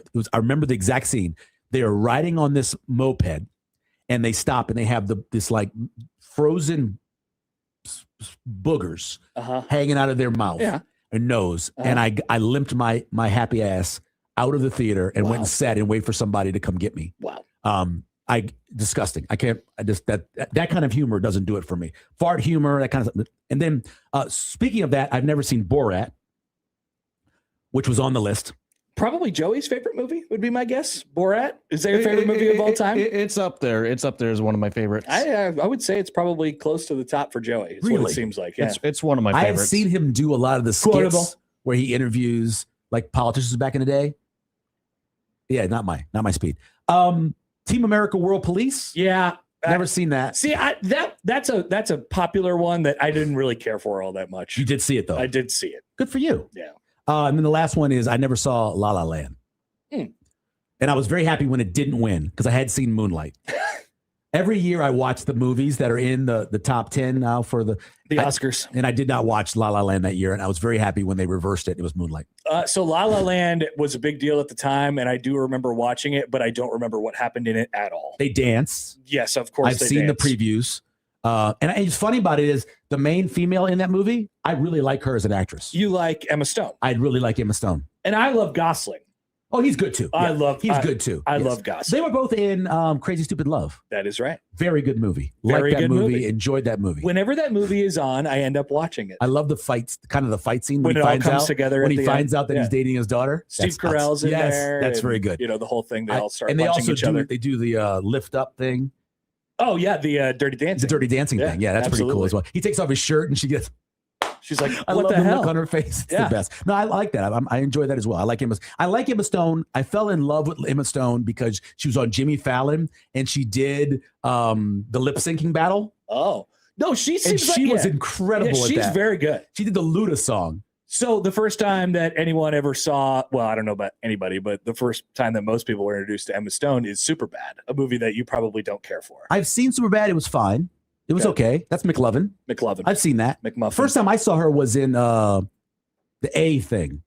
Scarlet. But it's based off the Scarlet Letters. It's something A. Yeah, Yes. I saw that. Where they said she lost her virginity and she hadn't. What was that movie called? Something A. I had definitely seen that movie. I saw that one. I enjoyed that one. But yeah, she's incredible doing lip syncing because she's got a giant mouth, so it's much more. You know, it sounds like it looks better. Mustache Adam says David Lindhagen. That's from your favorite movie, Crazy Stupid Love. David Lindhagen. That is correct. Yes, not my favorite movie. I liked it. Easy A, says Josh. Thank you, Easy A. Thank you Easy. very much. I have a list of my favorite movies, and by the way, Crazy Stupid Love's not on that list, but I did enjoy it. It's a good pick. It's not bad. I It's wouldn't not be. bad. I wouldn't be ashamed. My favorite movie of all time is Jaws. Yeah, and it's really not close. I've seen Jaws over 40 times. Where does Steel Magnolias go? 7, right about 7. Empire is on my top 5 list for sure. How many like top 10 lists do you just have? All of them. Pick something. I have it somewhere stored in my. Let me see how many. So I have in my drafts currently. I have 996 drafts. That's a lot of drafts. It's a lot of drafts. Drafts where? Drafts of what? In Gmail. I keep all my lists in Gmail. So you write emails to yourself that you don't send anywhere. I just use the draft function. And you just use the draft. Yeah. Like I have Wingy updated French fry rankings, Hogerson rankings. I saw your French fry rankings the other day. Rest of the year financials. Nebraska schedule based on preseason wins. MCC notes, gala suggestions. I have all that stuff in my Google Docs, right? Yeah. So I use my Google stuff for a lot of video and audio, and even though I'm paying the extra $2.99 a month, it's space. always pretty close to being filled. Sure. So I don't do that. The documents don't fill up very much. I know, space. but it's clutter. When I do, I've saved all of the, and Joey has these as well. I save all of the cuts that I do for severe reaction, and Joey will tell you like 30 to 40 cuts for the show. I know. Based Plenty. off of. I listen to severe reaction. And so I have all those cuts cut, and that takes up a lot of space on Google Drive. So I don't use my space up for that. I use it for here. I have Detroit style pizza rankings. Everybody's got their system. I have my irrational angry stuff in here. Mustache Adam says very on brand for Michael to utilize the draft function in his email. Yeah, I actually agree. I'm 57. That seems right. All right, we'll take a quick VOP, break. That's what it stands for. Very on brand. I didn't know what that stood for. Now you know. Welcome to the 21st century, Mustard Michael. Adam, I didn't know what that was. We will come back with Joey's headlines right after this on 1620 The Zone.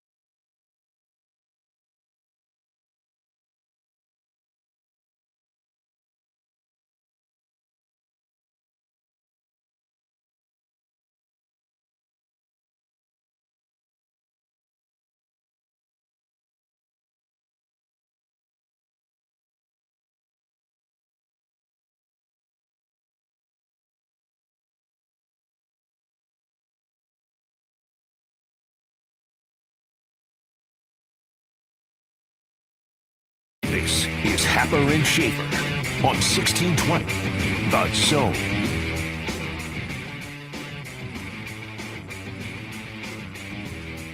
All right, don't forget to get your opinions in for I Have an Opinion coming up in just a few moments. Also, a reminder that the Salvation Army backpack drive is running right now. We're teaming up with the Salvation Army and their annual 7-can back to school backpack program. Yes, we're past the 4th of July now, which means you could kind of start thinking about back to school season. It goes through August 3rd at select Methodist Health Systems locations, Metro Credit Union locations, Cubby's convenience stores, and Salvation Army locations. School supplies like backpacks, rulers, notebooks, erasers, all the things like that you take to school.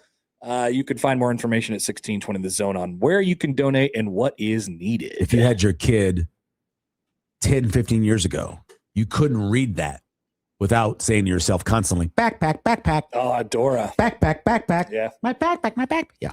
We should make that a drop on the show just to annoy people. That would be awesome.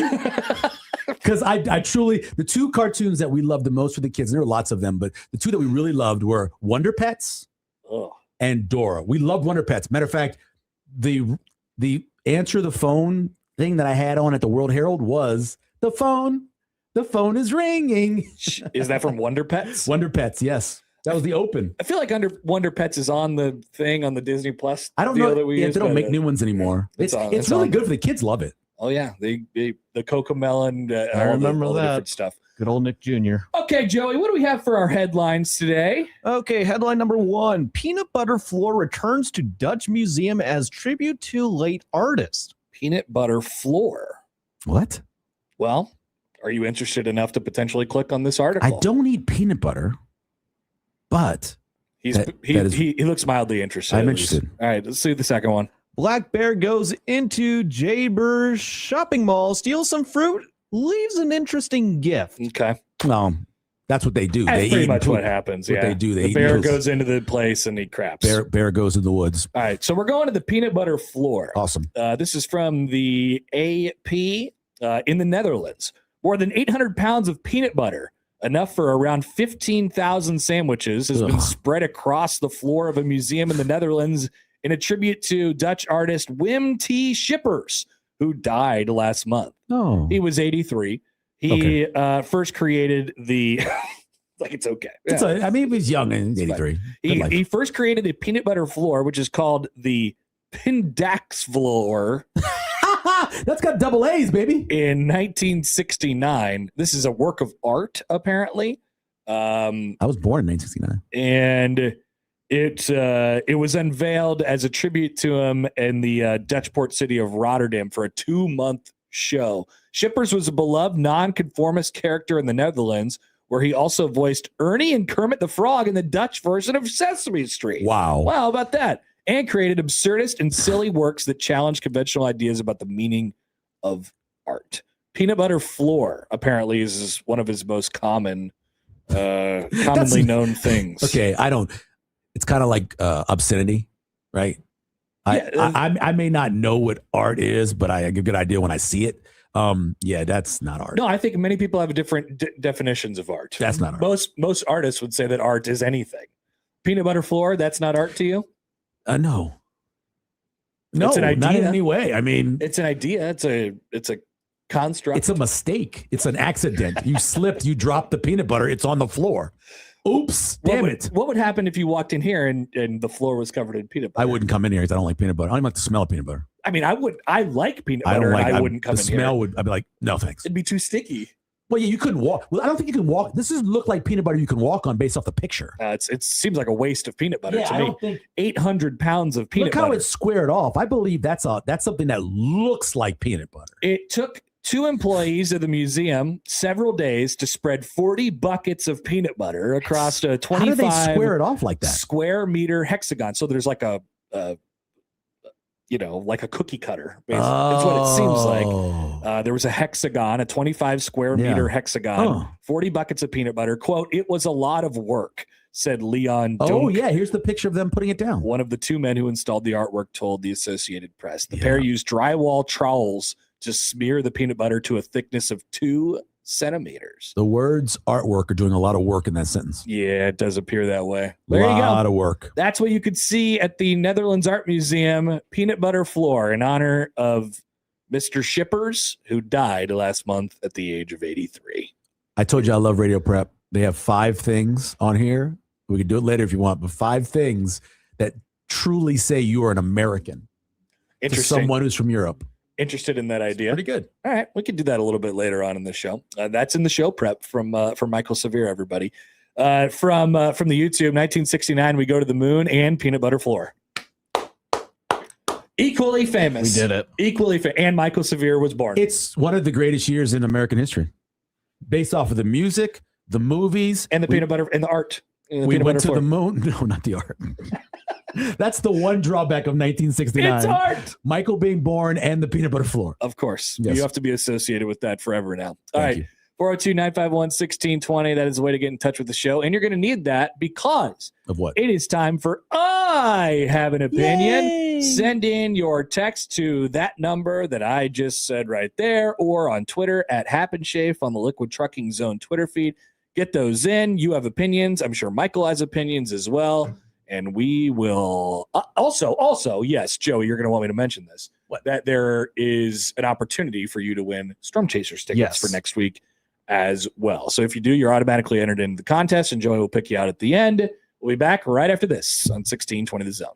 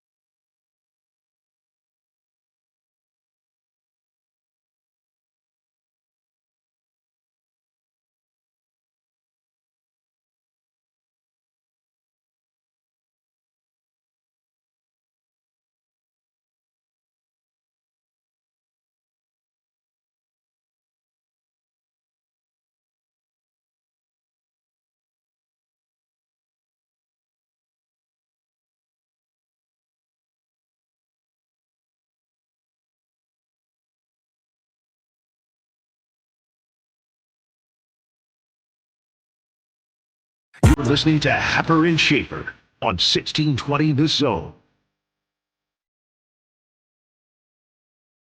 All right, welcome back. Connor Happer, Michael Severe, Joey Marcola with you this morning. It's Happer and Schaefer here on 1620 The Zone, 1620thezone.com, the Zone Radio Network, live from our palatial new studio right across the hallway at 50th and Dodge with, as you could see, if you're watching with us on YouTube this morning, some raindrops on the window this morning. It has rained. I say this every time. Halftime, you should play your other open. Oh, the regular open, halftime. the non-summer open. Yes, at halftime. You should play that. It is it really is halftime. It's halftime of the show. Do we need orange slices? Do we need a juice box? Do we need a game plan? Redo. You just think about what we did right, what we did wrong. Take a little walk around, get some breath. Yeah, halftime adjustments. Everybody needs to have halftime adjustments. Halftime adjustments. It's what everybody talks about. Marvin Sanders. Everybody loves halftime adjustments. Was one of the greatest halftime adjusters. And one of the reasons why both teams for a while did so well in the second half was Marvin was incredible at watching the first half of what our offense did and figuring out ways to stop that offense in the second half. He was incredible at it. When he lost Marvin because of whatever, it made a big difference. Yeah. Good halftime adjuster. Got to have him. Now it's all the time adjustments. We're always adjusting. It's play by play. Well, as my friend David Benning always says, everybody's got a whiteboard. Everybody's got a whiteboard. And between plays, you wipe that whiteboard and go, here's what we're doing now. Even in high school, as you know this, because you go to high school football games, they have the TVs on the sideline. They have the TVs. And the whole group goes to the sideline. They go watch what happened on TV. Not all the schools.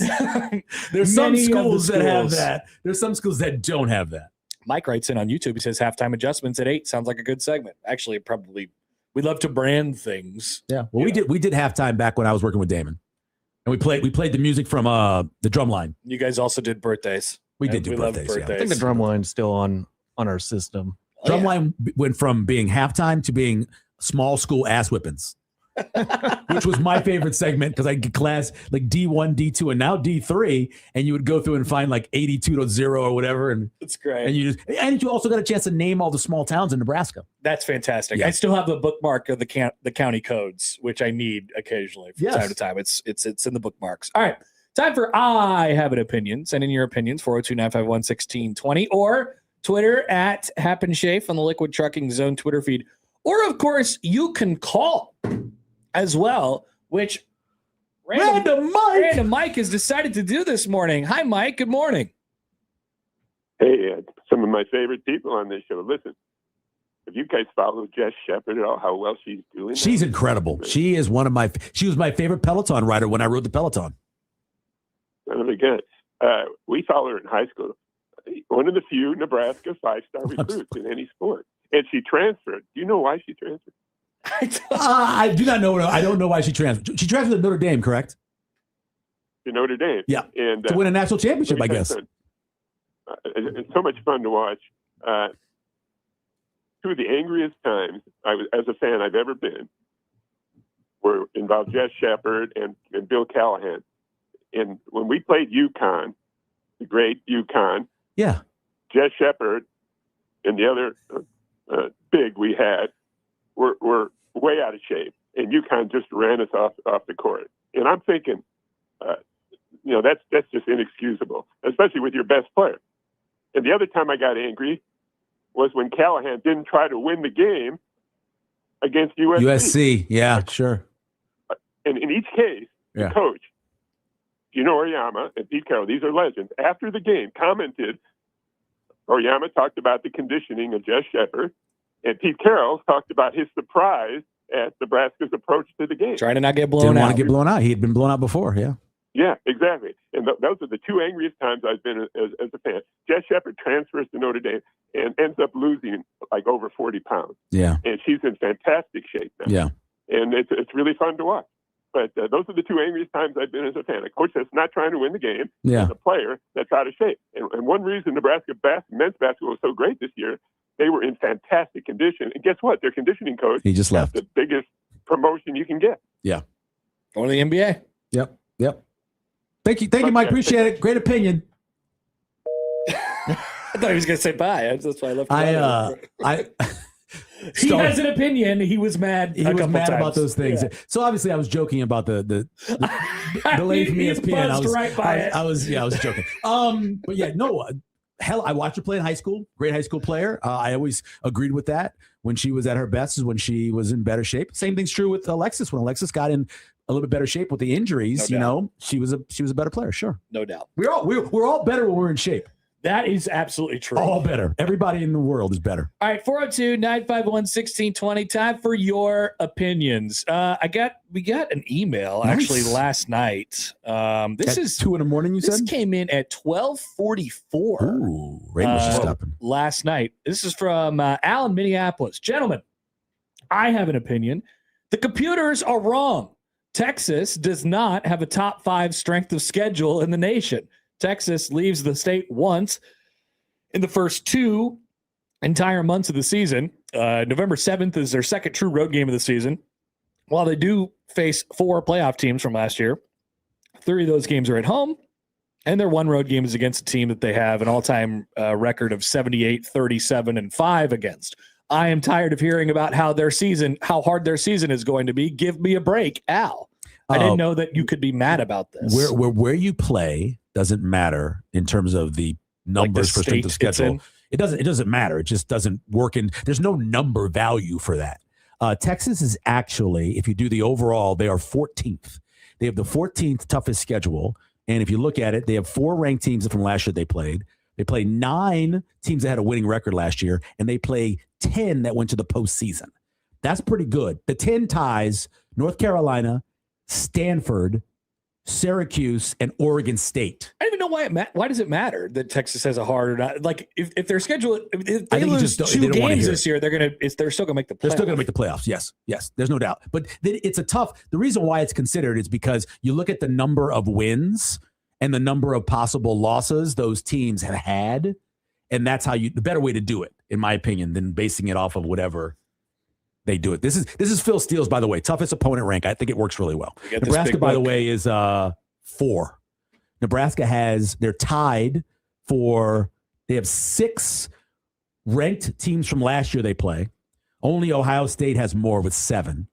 They have 8 teams that had a winning record last year and 8 teams that went to postseason.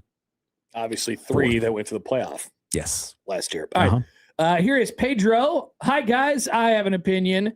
There will be no starting football player for Nebraska football that will also be an academic All-American. What makes you think that? No, Pedro? They definitely will. Nebraska every year has an academic. They have academic All-American. Starter, he said. He said starter, yeah.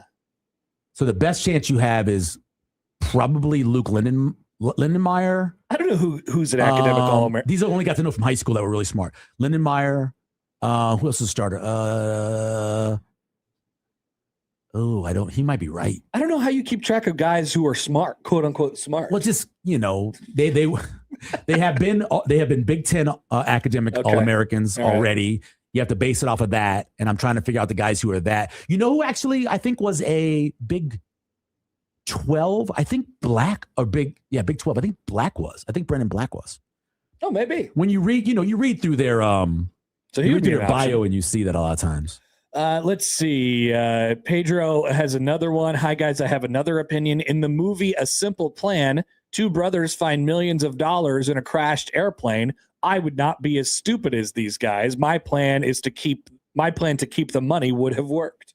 I don't know what. I don't never see. You know what the key to that always is? Don't tell anybody. Absolutely. And don't spend the money. If I win the lottery, I'm like, oh. Well, I believe in Nebraska. Isn't the law? Is it public? I think it is. I think Kansas isn't, but I think Nebraska is. I try to keep it as low key as I possibly could.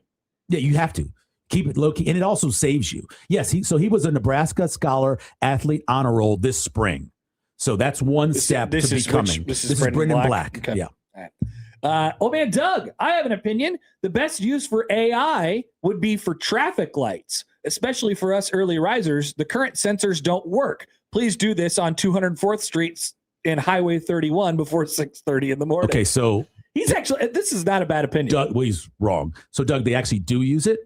They've been using it for AI. They've been using it for a number of years now, and it's not a sensor as much as you think about it anymore. It's basically works on how many cars go through that intersection over the course of the hours. They chart all that. I actually went along with the guy. Have you seen the traffic study guys who sit there at the intersections all day long? I did a story on in Papillion. I followed them the entire 2 days. I would do that job for exactly 1 day and then be sick of it, but I would love to do it for one day. You don't stay still the whole time. So then you go and you drive through them.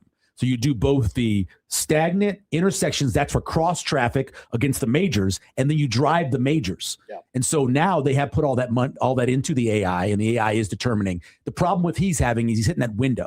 There's a window between 4 and 7 where you don't know if the light's going to go from flashing yellow. So yes, and that's the problem. It hits you right there. There is a problem with that, and there's nothing you can do on the smaller lights because the cars come up from the side and they turn the lights. And you do it based off of how many over the course of a month. If you want to know more about this, go to Papio Vision. Look up one of my story. It's a 4-minute story on how it's done. It actually is really interesting. Look at this. Yeah, Michael has a story for everything. I did the news for a long time. Also, another opinion from Old Man Doug, more flashing yellow lights. I agree. I agree with that. That is nice to be able to make the decisions. The problem is that not everybody is smart enough to judge oncoming traffic.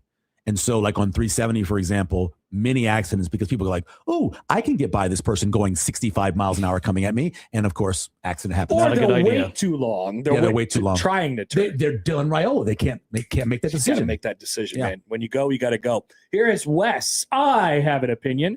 People need to stop saying that we don't care about soccer in this country. Will it ever be number one like other countries? No, not a chance. But the TV ratings, sold out stadiums, and watch parties all over the country proved how much that statement is completely false. Wes is saying we do care about soccer. I have an opinion. Soccer's boring as... I don't know anything as boring except for marathon running. That's about it in terms of sports. It is the most boring thing I've ever watched in my life. I don't ever want to watch it. I hate it. But you know what? Did you? So you haven't watched it? Obviously, I watched it. Once I saw the U.S. was down 3-1, I turned it on because I was excited that they were losing because I wanted to go away in America. The best way for that to happen is for the Americans to continue to be bad. Did you watch the Mexico and England? No, of course you didn't. No. So they were basically fighting each other. We had like the best guy for England, his name is Harry Kane. I know who Harry Kane is. All right, good. He went down at one point during the match. Mexico guy comes up to him like as he's on the ground and he's kind of like faking an injury or whatever. He goes up to him and like yells in his ear, like, get up, It was a football game basically. It was in Mexico. UFC and we have boxing. If I want to see fighting, I'll watch one of those two. Little intrigue. Yeah, there's nothing about soccer that I find appealing. And by the way, the reason why the United States isn't great at it is really simple. Our best athletes play more interesting sports. The reason why baseball dropped off popularity-wise was youth, because it was boring when you're a kid. And so they move on to watching other sports. You also want to get a scholarship. The majority of kids aren't getting scholarships playing soccer. They're getting scholarships playing other sports. Our best athletes are playing other damn things that are more interesting than the boring ass sport of soccer. Another opinion from Michael Severe and another rant gong as well. Here is Jasker Todd. I have an opinion. I don't like when you're checking out and they ask if you found everything okay. If I didn't, I'd still be out looking for it. Oh. I'd not be checking out. And I would say no. At this point, what would you do about it? So I feel bad because they're trained to do that. Yeah. And the reason they're doing that, they're doing it also because if you tell them, yes, I had this problem finding it, they can alter maybe either a better allocation or a better signage or anything. They're trying to help down the road. I try to make your experience better for the future. Yeah. Now, I agree. I don't want anybody talking to me. So I understand that part. And I always say yes. Yeah, I always find, even though it's sometimes not the case. Yeah. If you say no, it's more likely that the cashier is not going to know where that product is going to be located. You're going to end up having a conversation, which is the last thing I want to do. I'm trying to get out of the store. No, I completely Usually it's that and what you got going on later in the day or the weekend. We had a take from the 915. So this is a couple different. There was an opinion from last week on. Maybe this was. Yeah, it was the 3rd of July. So it was whatever last Thursday. Yeah, I have an opinion. Connor has completely normal takes. Great take by this person. Then this morning, I have an opinion.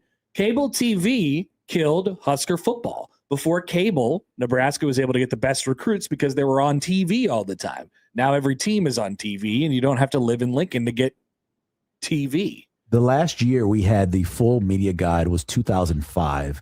In the old media guide that was over 500 pages, there was a listing of every TV game that Nebraska ever played on. At one point, Nebraska was only playing on 3 TV games every year. Yeah. That was the most, and that meant that they got a pregame like the Meadowlands game or the Eddie Robinson Classic. Yep. And then they, of course, Oklahoma or Colorado was on the TV, and then usually the pole game. That was it. It is almost difficult, even though I lived through this and you did as well. It's almost hard to imagine a world where some of their games aren't on television. Do you remember 2010? Yeah. I mean, there was 4 pay-per-view games. Pay-per-view games, and you had to pay. And then one of the games, I think it was 09. And before that, not long before that, there were games that there was no TV options at all. There was a Baylor game that wasn't on TV when I was here. Yeah. There was a Kansas game that wasn't on TV when I was here. Straight up, not on TV. Not on TV anywhere. Yeah, I think it was Nebraska football. 2005 40-15 game. I don't believe was on TV. Like if we told Matt McMaster that, he'd probably fall out of his chair. He would, because he'd find it everywhere. What the hell? There's a lot of things that hurt Nebraska football, but I get what you're saying. Yeah. Text from the 402. I have an opinion. Michael seems to be quite optimistic about the Huskers this year, and I'm okay with that. You are Mr. Positive. This is why. Even if you are a little bit positive, you're beyond everybody else. So you're the outlier. I'm an outlier with minimum positivity. He's trying to be different. No, I'm not. I believe that they have an experienced offensive line, and that matters. Yes. I like having a quarterback that's got the variable big play / turnover worthy play always constantly. Because if you go and look at the list of quarterbacks who won games last year, almost all of them are like that. I posted that yesterday on Twitter. Mild positivity. There's nothing wrong with this. It's not that. It's everybody else is so incredibly negative. Very negative. Or they just have turned it off completely and they don't want to hear about it until, what do they say all the time? Win a game. Well, I'm going to make a point. The point's not going to involve winning a game until September. It is July. There's nothing I can do about You cannot win games in July. I posted that I thought Nebraska was a reasonable over lean for 6.5, getting the 7. Mm-hmm. And, look at that. You're a bit positive again. It's a reasonable lean. With that. It's a reasonable lean to say I'm getting plus money. That's not even that positive. It's just saying I think they might win 7 games. They might win 7 games. Everybody thinks they're going to win 7 games. Or most people are 6-6, I think, right now, right? Because that's what the odds tell you. Right. But then you got to win 1 extra game. That's why that Washington game for me is so important. I don't get it. But most people are not. That's not crazy. Here is John. I have an opinion. Let's see. AI needs to be tired of hearing how hard Nebraska's this is just in response to the Texas thing from earlier. Texas schedule is. It's not that tough rather than being tired of hearing about the Texas schedule. Okay. Oh, that's Al from, I'm sorry, not AI, Al, who emailed in earlier. That's tough. From the 402, I have an opinion. If everyone came home to something freshly baked sitting on their kitchen table, there would be a lot fewer Richard heads in this world. Would you like something freshly baked every day? Would you be less angry if you had it? If we did, it meant I cooked it, and that means I got to be spending time to do that. And somehow I'm not at home, and I also got to cook it. I don't know how I'm going to do this. No, I one of the greatest scenes from Blazing Saddles, one of the greatest movies of all time, the pie in the window. The woman brings the pie, of course, and she still calls him the N-word. But that is special. If you get a good, hot, delicious smelling pie. Gus Mohawk, I have an opinion. I wish they were leaving South Stadium alone. It's a blue-collar part of the stadium, and if Nebraska turns it around, we could have 20,000 fans not attending the best football played in the state in 25 years. So he's worried about the 1 year where South Stadium won't exist. Have you sat there? Yeah, I mean, probably not since like 2005, but yeah. Spring game. I said the first 4 spring games I went to, I sat over there because I love watching 11 on 11 this way. Actually, no, I sat in the student section. Before that, the last time I sat in the actual South Stadium proper was, aside from the student section, was the pit game, the 7-6 pit game. Oh my God, miserable game. I was in the Palco press box for that. So that side, the east side of it, is not as bad as the west side of it. If you're in the west side of it, getting out of there is horrible. Disaster. You can't go to the bathroom. You can't go get concessions or anything. It needs to be fixed, man. Come on. It does. And we will have to deal with it for a year. And what does it matter to you what the attendance is if they're winning games? Yeah, I don't know. If it's having your best year and you're winning games, do you care if they have 55,000 there? People were bothered by the idea that Nebraska's capacity for their stadium is going down. And I'm like, yeah, this doesn't bother me at all. You have to compete with people sitting on their couch, having their own remote control, having their own refrigerator, having their own bathroom. You got to make it as comfortable as possible. Old man Doug, I have another opinion. Michael Severe is the best substitute host at 1620. You're in the running. Well, at the very least. I enjoy it. It's much better than me sitting there and doing grants at work all day.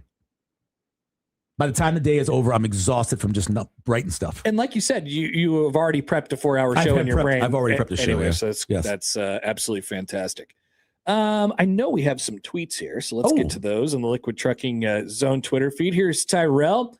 I have an opinion. Disney needs to stop with the live action remakes. They change or add very little to the original, and there's only been one decent one. They are just soulless cash grab garbage. What was the name of the book that Kornheiser had? It's called Back for More Cash. Well, I'm back for more cash. Back for more That's cash. what it's for. It is. It's just they want to make money. People are going to go watch them. Yeah, they don't add anything. They're exact remakes. With my daughter yesterday, we watched the end of, because we would just watch movies in like 20-minute segments, basically. It's how it works, and I never know if I'm going to be there for all. Now? She's not even 2. She's almost 2. Oh, my God. Yeah, she's not. We just sit there. Oh, I'm thinking Schaefer's maybe.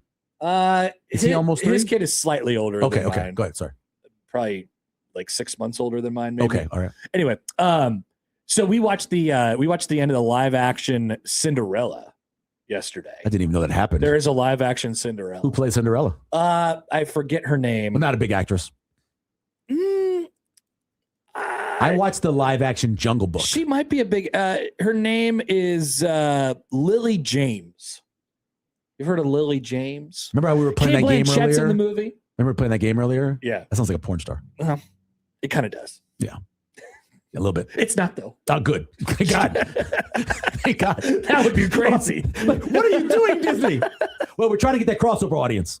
And then there is now a live action Moana. Moana, I've seen the commercial. It's on all the time. And The Rock plays, his own character. Yeah. Here is Well, the live action one where they ended up using The Little Mermaid. That was a huge controversy because they made The Little Mermaid a woman, a girl of color. Oh, Remember that was a huge controversy. that's right. Yeah. Yeah. They always try to do something with it. They did a live action Lion King. They did a live action Yeah, they Lilo did and Stitch, that. I believe, didn't they? Yeah, they just Live did that action as Lilo well. and Stitch. By the way, the Lilo and Stitch mom, She's a sister. She's the sister. she was her lower body. Ooh, well, that that's girl how was put together. That's how it was in the cartoon. Yeah, that's how it should be. No, I haven't seen the real one. I'm talking about the cartoon. I'm talking about the cartoon. I thought that was the mom. The mom was hot. She plays the mom. She's the motherly figure, but she is Lilo's sister. Oh, got it. Okay. She's like her caretaker. Oh, okay. I mean, I know, I've not seen it. I've just seen the watched pictures movie. of her. Yeah. It's true. All the Disney moms always have big butts. You ever notice that?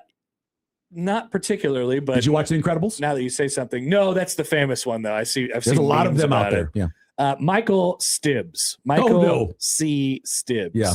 So this is a tough subject because I saw that Stibbs lost his dog yesterday. Very, very sad. Oh, man. He says, I have an opinion. Dogs are better than everything, and Connor Happer is an idiot. And I have idiot. I have no choice but to agree with Stibbs today on this. Dogs are the, His dog passed away within the last 4 months. So I will save my whatever you interpret as my dog hate for later.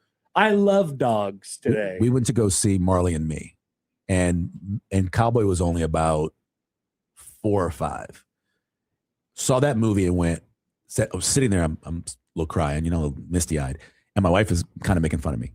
And I left the movie and I go, I never thought about Cowboy dying until I saw the movie. And then it was exactly the same. He couldn't walk the stairs the same anymore. He couldn't do this. He wasn't eating right and all this stuff. And I'm like, oh my God, it's happening just like the movie. Yep. And since then we've lost him and we lost Jack. And now Mando's 6. And it's something I think about when I'm walking with him. I don't think there's a sad. I lost my dad when I was 10. I've lost a lot of people in my life. That hit me as hard as anything ever. Because you spend so much time with every them. single day. I spend almost every morning. Yeah. Right now he's going, why aren't we walking? Yeah, it just. And whenever is the downtime, it's supposed to be just you and yourself. It's you and the dog. He's sitting there on the couch next to me. I'm petting him. He wants to get pets. Absolutely. So Stibbs, Sorry, I was sorry, very Stibbs. sorry to hear that yesterday. Sorry, man. All right, that is I have an opinion. And we probably have some extra ones here on the YouTube that we can get to as well. And so I'll take a look at those as we go on throughout the show today. But we're wide open for you for the remainder of the show. I have a couple more questions for Michael before we get out of here. We are now past halftime. We're nearing the fourth quarter. We also have things that make you an American. We have things that make you an American, right? I have some baseball news to talk about to inform Michael. I saw that about the home run derby. It's coming up. When is that? The All-Star game is that next Tuesday? week. Is that next Tuesday? Yeah. That's how I found out that the guy who played for the Nationals was on the Yankees. Soto? Yes, he's now on the Mets. Yeah, breaking news. Okay, so I was watching. The best player in baseball plays for the second best player in baseball plays for your favorite team. A couple of years ago, I turned on the All-Star game and Soto was up. I was like, God, he wears a Yankees uniform now. That's not just because he wants to. He was actually on the Yankees. Okay, cool. Now he's on the Mets. Between him and Lindor, he must make a ton of money. He makes a ton of money. Wow, is he good? He is good. Okay, yes. good. Oh, they're not winning any games, I heard. No, they are not. Okay, well. They are a disaster. Yeah. As are the Royals. We'll be back right after this on 1620 The Zone.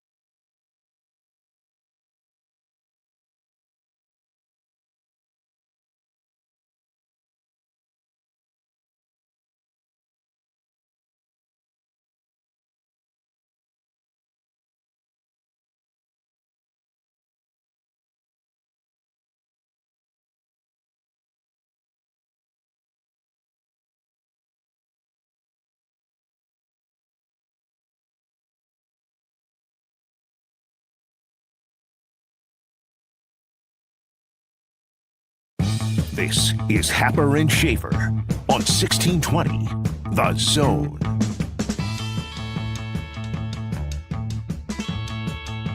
Wow, look at this.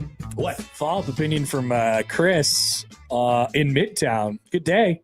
Good day. Good day, Always good to hear Michael when he's filling on the show. I have an opinion.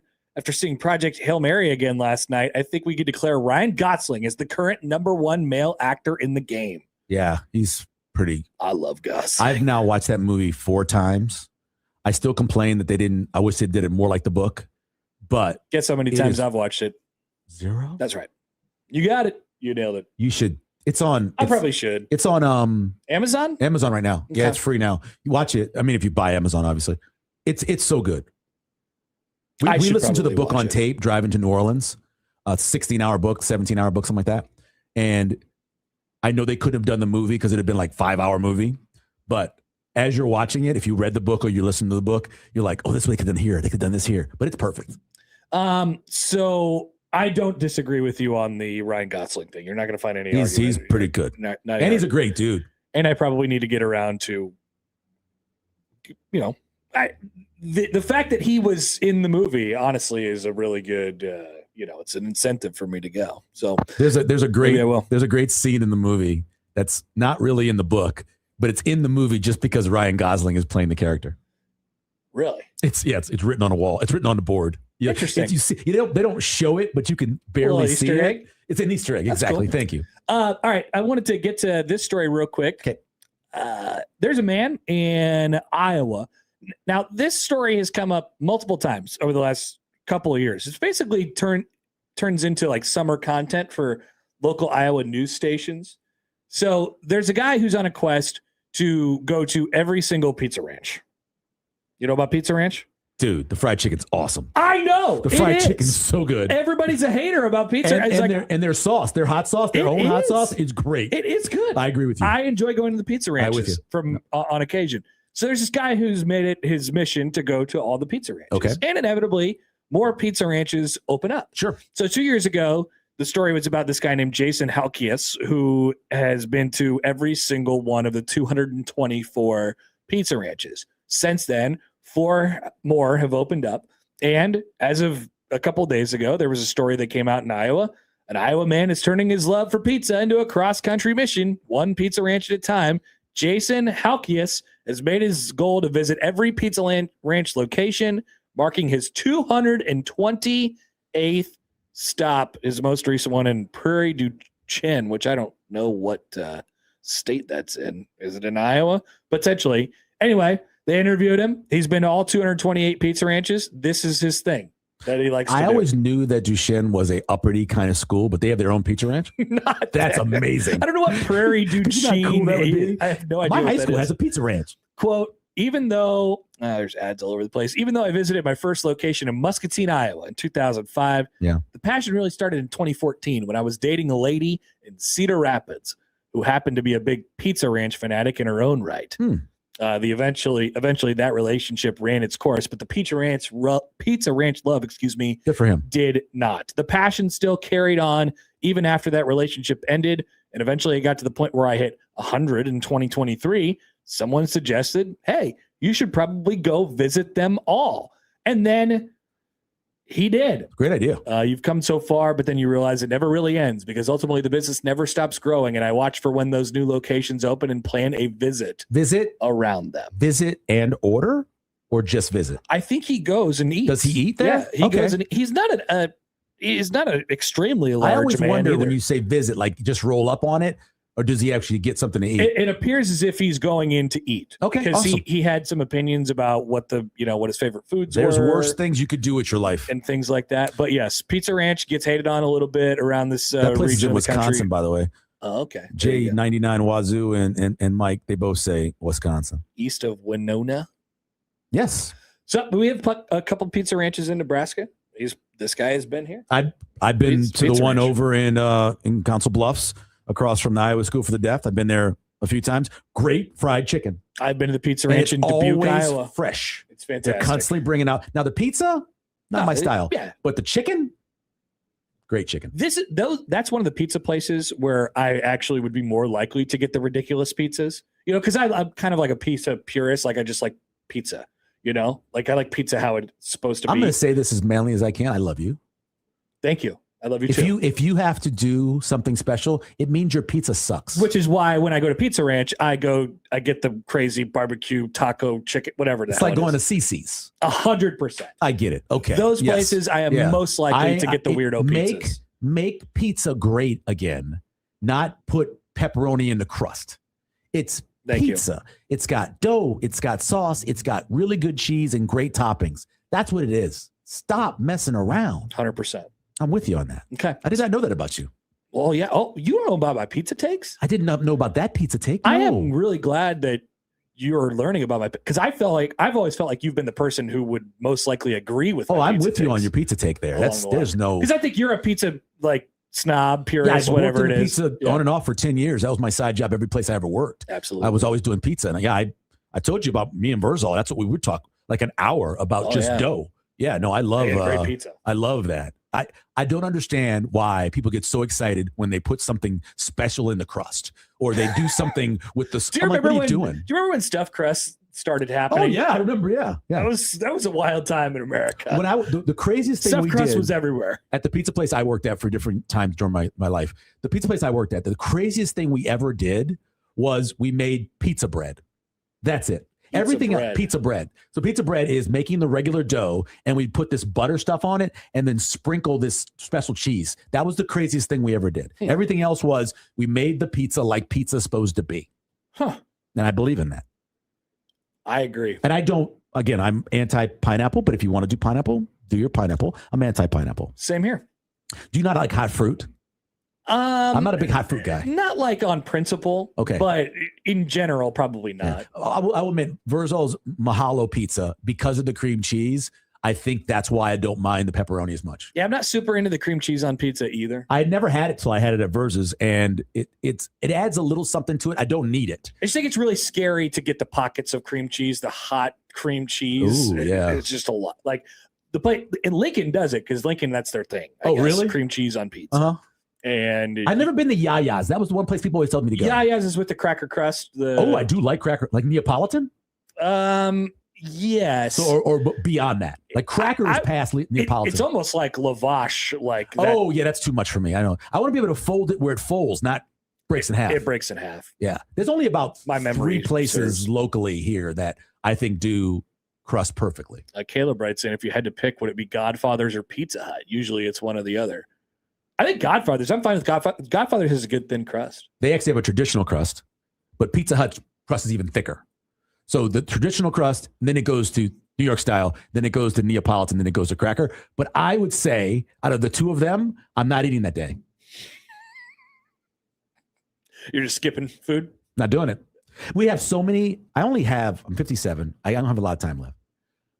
I'm not going to waste my time eating bad pizza. You approach meals. This sounds like similar way to how I approach meals. It's just like I'm really valuing this. Yes. And so I want it to be good. And I put a lot of pressure on myself to eat good things. Yes. Even though I know it's not, I don't do so with 100% hit rate. No matter where I go, I try to order something that's special, right? Yeah. And that is something maybe I never had before, so I can try to have as many things as I can. But I'm with you. But the pizza thing, it's really not hard, but a lot of people mess it up.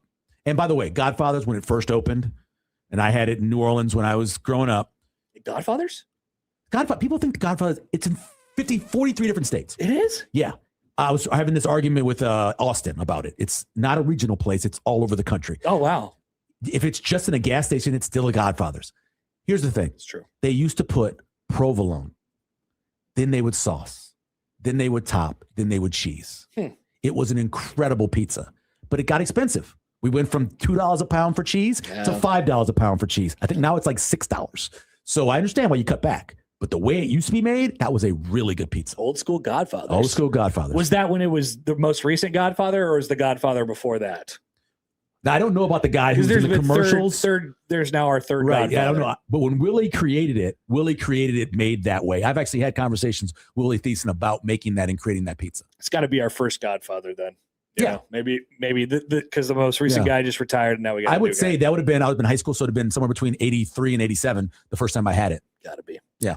All right. Before we take a break here, I wanted to mention one thing. Quick congratulations to now former Creighton Deputy Athletic Director Mike Odom. He is now the Northern Kentucky Director of Athletics, as announced yesterday. What's the by nickname? Northern Kentucky, the Norse. The Norse. The Norse. First time I saw them, they played Creighton No kidding. in a non-con. Oh, in basketball. In basketball, yeah. It wasn't that long ago. It was a while. I think they just moved to D1 like relatively I think recently. the first time they played him was an exhibition game, I thought. Maybe. Like a while ago. Or maybe it was Nebraska played him. I don't know. So he takes over as their AD, and he was around here for 2+ years. Awesome guy. He must be an awesome guy because everybody loved him on the post. Super genuine. Yeah, I mean, that's what it seems like. Yeah. So we'll miss him around here in Omaha, that's for sure. And but I wanted to give a quick congratulations to him as he goes to be Northern Kentucky. That's a big jump up, man. Athletic director. From being 2 or 3 to being 1. You got to be the man. You got to be the man. It's a little bit different. It's not the same. And those jobs are hard. They are. mean, smaller Division I school athletic director. I mean, there's a lot to sort of sort through, but it used to be gym you see coach. it from a lot of different angles. It used to be gym coach who went on to be ADs. Now it's you are a lawyer, you are a politician, you are a fundraiser, you are an organizer. It's everything. It's so much of everything. Yeah. And you get to experience a little bit of that at Creighton, where they're it's hard from a budget perspective and all that different stuff, and moving up and all trying the to be personalities. Marcus my Blossom goodness. had to walk into a job where he replaced the man. And then he had to deal with all the personalities, and they had to deal with him. It's hard walking in. It is really hard because there was there's always been such an established culture at Creighton. Exactly. And it takes a long time. Marcus has been here for 5 years. I want to say longer than that. Is it longer than 5? I thought he got here right after COVID. Maybe I missed that. I was on the show with Damon when he started because we had him on, and I started with Damon right before COVID. Let's see. When was he? I believe January of 2020 is when I came back. Might be right. And I thought he started right after that. Yeah, I think that's right. But like you said, it's a hard job. It's man. a difficult job. So congratulations to Mike. Yes, congratulations. Well done by him. And hopefully, Northern Kentucky, by the way, Mike's been on the trip the last couple of years where we've gone to Prasco Park for baseball. Yeah, Northern Kentucky, right by Cincinnati. Come on up. We'll see you at Prasco Park again. Awesome for Mike. August of 2021, by the way, for Marcus. Let's take a quick break. We'll be back right after this on 1620 The Zone. I always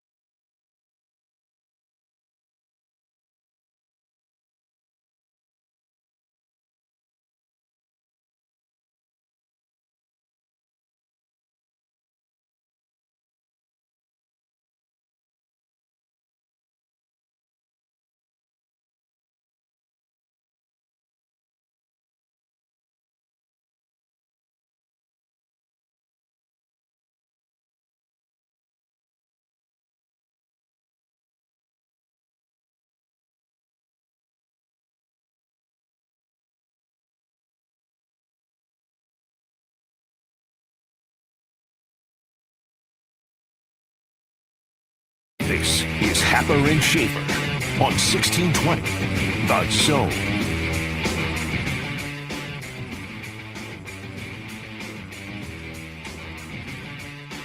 All right, welcome back. Happer and Schaefer, 1620 The Zone, and on 1620thezone.com. This week's half-off deal is Timber Creek Pizza, Pub, and Grill. $50 in vouchers for just $25 to Timber Creek, 178th and Harrison.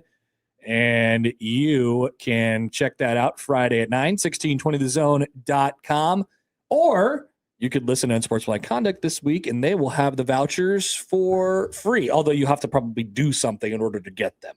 Like win a contest. Oh, God forbid. Caller number something. You have to do something. Yeah, you'll have to do something. Damn but it. it will be free.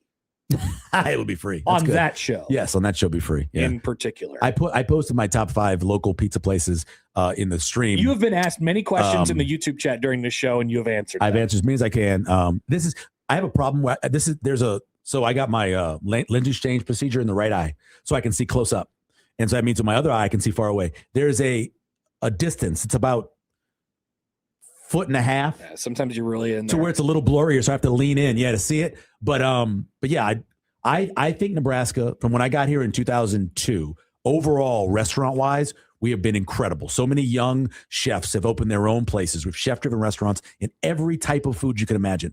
But pizza, more than anything else, we have come a long way. We have pizza.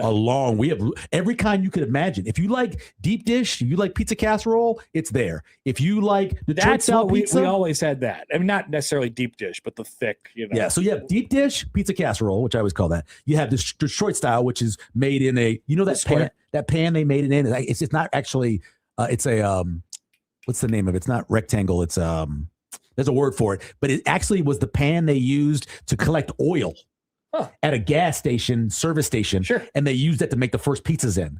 It's why it was kind of black. Very Detroit. So very Detroit. But and if you like a regular thin crust, like a New York style, if you want that, they have it. Frank's, for example, which used to be one of my favorites, and Frank's sold. It's not the same as it used to be. I agree. But Frank's was as good of a New York style outside of New York than you could have gotten. There was a time. Frank's was incredible. I can't remember if you put me on that place or if we both mutually came to this like because I mentioned Frank's one day to you and you were like, oh yeah, I go there. I've been going there. Yeah, I used to go there. 132nd and Dodge one. Yeah. Used to go there all the time. Market. Yep. It was very good. And the guy sold it who originally had it. He was from New York. They also opened one like off of in Ralston. Yeah. Remember? And then that didn't work out well because they changed ownership. So you've had the Williamsburg place, right? I have, yes. I like I don't like grandma style. Me neither. But I like the other one. Yeah. They're legit, like actual like New York style pizza is good. By the way, their white pizza, if you like it, I have not gone in that direction because I've found that the other one is really good. I went for the soft opening. So I tried them all. Dude, I gotta get on your list. You got to get on the list for soft openings. It's really good. You can try everything. The whatever thing you were at Indian Creek that one day when I ran in. Oh yeah, that was fun. I gotta get on your list. That was fun. That was really good, and they had so many good things. But so as I was saying, pizza in general is so much better right now. And people argue, what does Omaha have? Dude, we got pizza. We do it. We got food. We do like a place like Au Courant. That's a New York restaurant. That's a legit place. That is a New York restaurant. You get a chef's 5-course for like $75 where every day it's something different. That is like going to a big city. Yeah. And that's how it is on places. The Bear, except for less disastrous. Exactly. It's all that smoking. They're smoking all so the much time. Smoking. Smoking and cussing. But I quit. You're not the everyone smoking. I mean, to be clear, they are smoking a lot at restaurants probably too. Yeah. Outside. Well, hopefully they have like a container you put cigarettes in. Instead of just in the drain. All right. I got a couple things for Michael in the 9 o'clock hour. I don't know how you feel. I feel like we've maybe talked about this before. Do you have uniform takes? Do you have any uniform takes? I don't pay attention to them. Yeah. No, I don't care about them. Yeah. I don't care about them. I do think though, the patch thing, it's going to, and this has happened already, it devalues the classic look of sports. So when you do what you do with racing or soccer or what was that bowling movie? The Kingpin. When you start doing that kind of stuff, you just devalue the classic look. Yep. A place like USC or Penn State or Nebraska or a Michigan, You don't want that to happen. So I like how they've done it like in the NBA where they will modify the colors of the brand to the uniform. You know, say you have like a red jersey, a red brand sponsoring your jersey, but you're the Celtics. They'll make it green. Make it green. They'll make it white, like make it seamlessly film it with the jerseys. In baseball, they have not done that. Like the Royals have a giant QT patch on their shoulder. They are blue and the QT is red. It looks odd.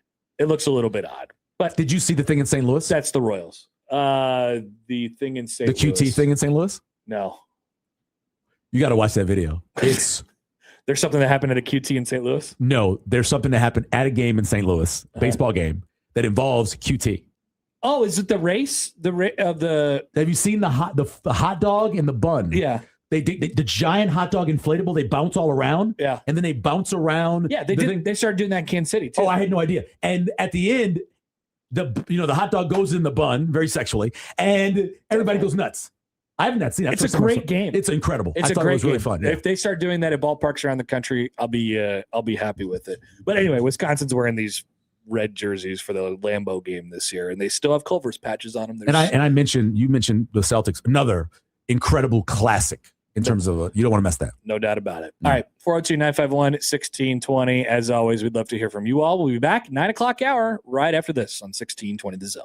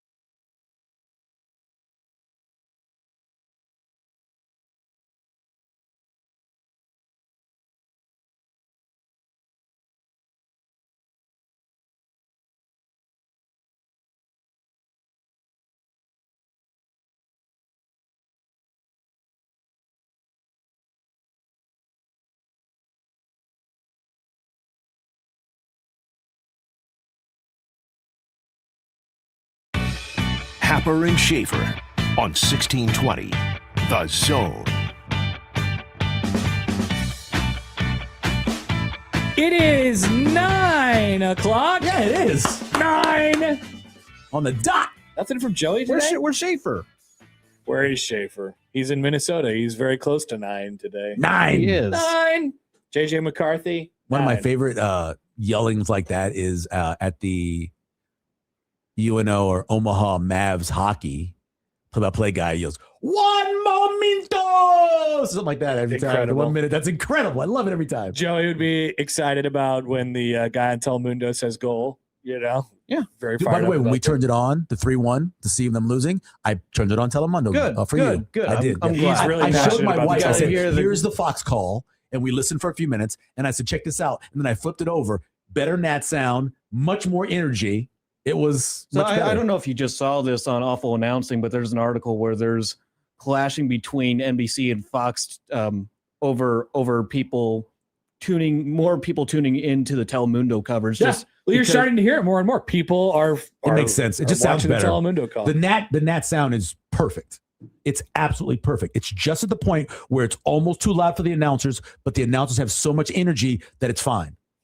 Now, when that's off, when the mix is off, I can't listen to a game on TV. You're selling me, Joey. It's Joey good. just It's tells good. me And that my the guy Spanish yells is goal. very rusty. there's 8 more games. And not that I care. Like, I don't really care what the broadcasters Because are. I don't saying care in soccer. real life. Yeah, I'm basically yeah. watching it as background noise anyway. Yeah, 'cause all you're doing is soccer. watching people go back and forth. I mean, Right, yeah. I mean, really, what's going on? So, I mean, why not? KJ If is you an offsides. think the actual the television broadcast outside of the broadcasters is better, It's better. there's a reason now to watch it. Yeah, it's better. And I think, matter of fact, I believe the picture is better. Well, it's NBC, right? NBC NBC's better than always all of care. everybody. They're the best. Do It's they, always- and they have Telemundo 4K too, which would be the best picture you could possibly get. Nice. Or the best picture you can get, over the air. Have you ever watched the true over the air Not signal? recently. I have antennas on all my TVs because we had Direct TV for so long. Oh. And so I have antennas on them. And occasionally I'll flip over to that and go, I forget how clear it It has is. been a long time since I've seen anything actually over the air. Do a it long time. for us a Saturday. The college. It's college Saturday and flip on to whatever the ABC, NBC game is, especially the NBC night game. The NBC night games are so good. Flip on that The and colors it's are beautiful. just so vivid. It's so vivid. Yeah. You guys said it to Blackledge. The Fox games. Yeah. The Fox is bad. They're a little muted with their shades. They are Shades, they're muted. Have I don't you know what's ever going on. watched, I remember there was a game last year. Well, you know what? It was when Creighton and Nebraska played each other in volleyball at the CHI. And you know how they have their blue Yeah. kind of gray court? Mhm. Like that court in real life, Pops. it's brand new. It pops. It pops, yeah. It looked all grayed out Yeah.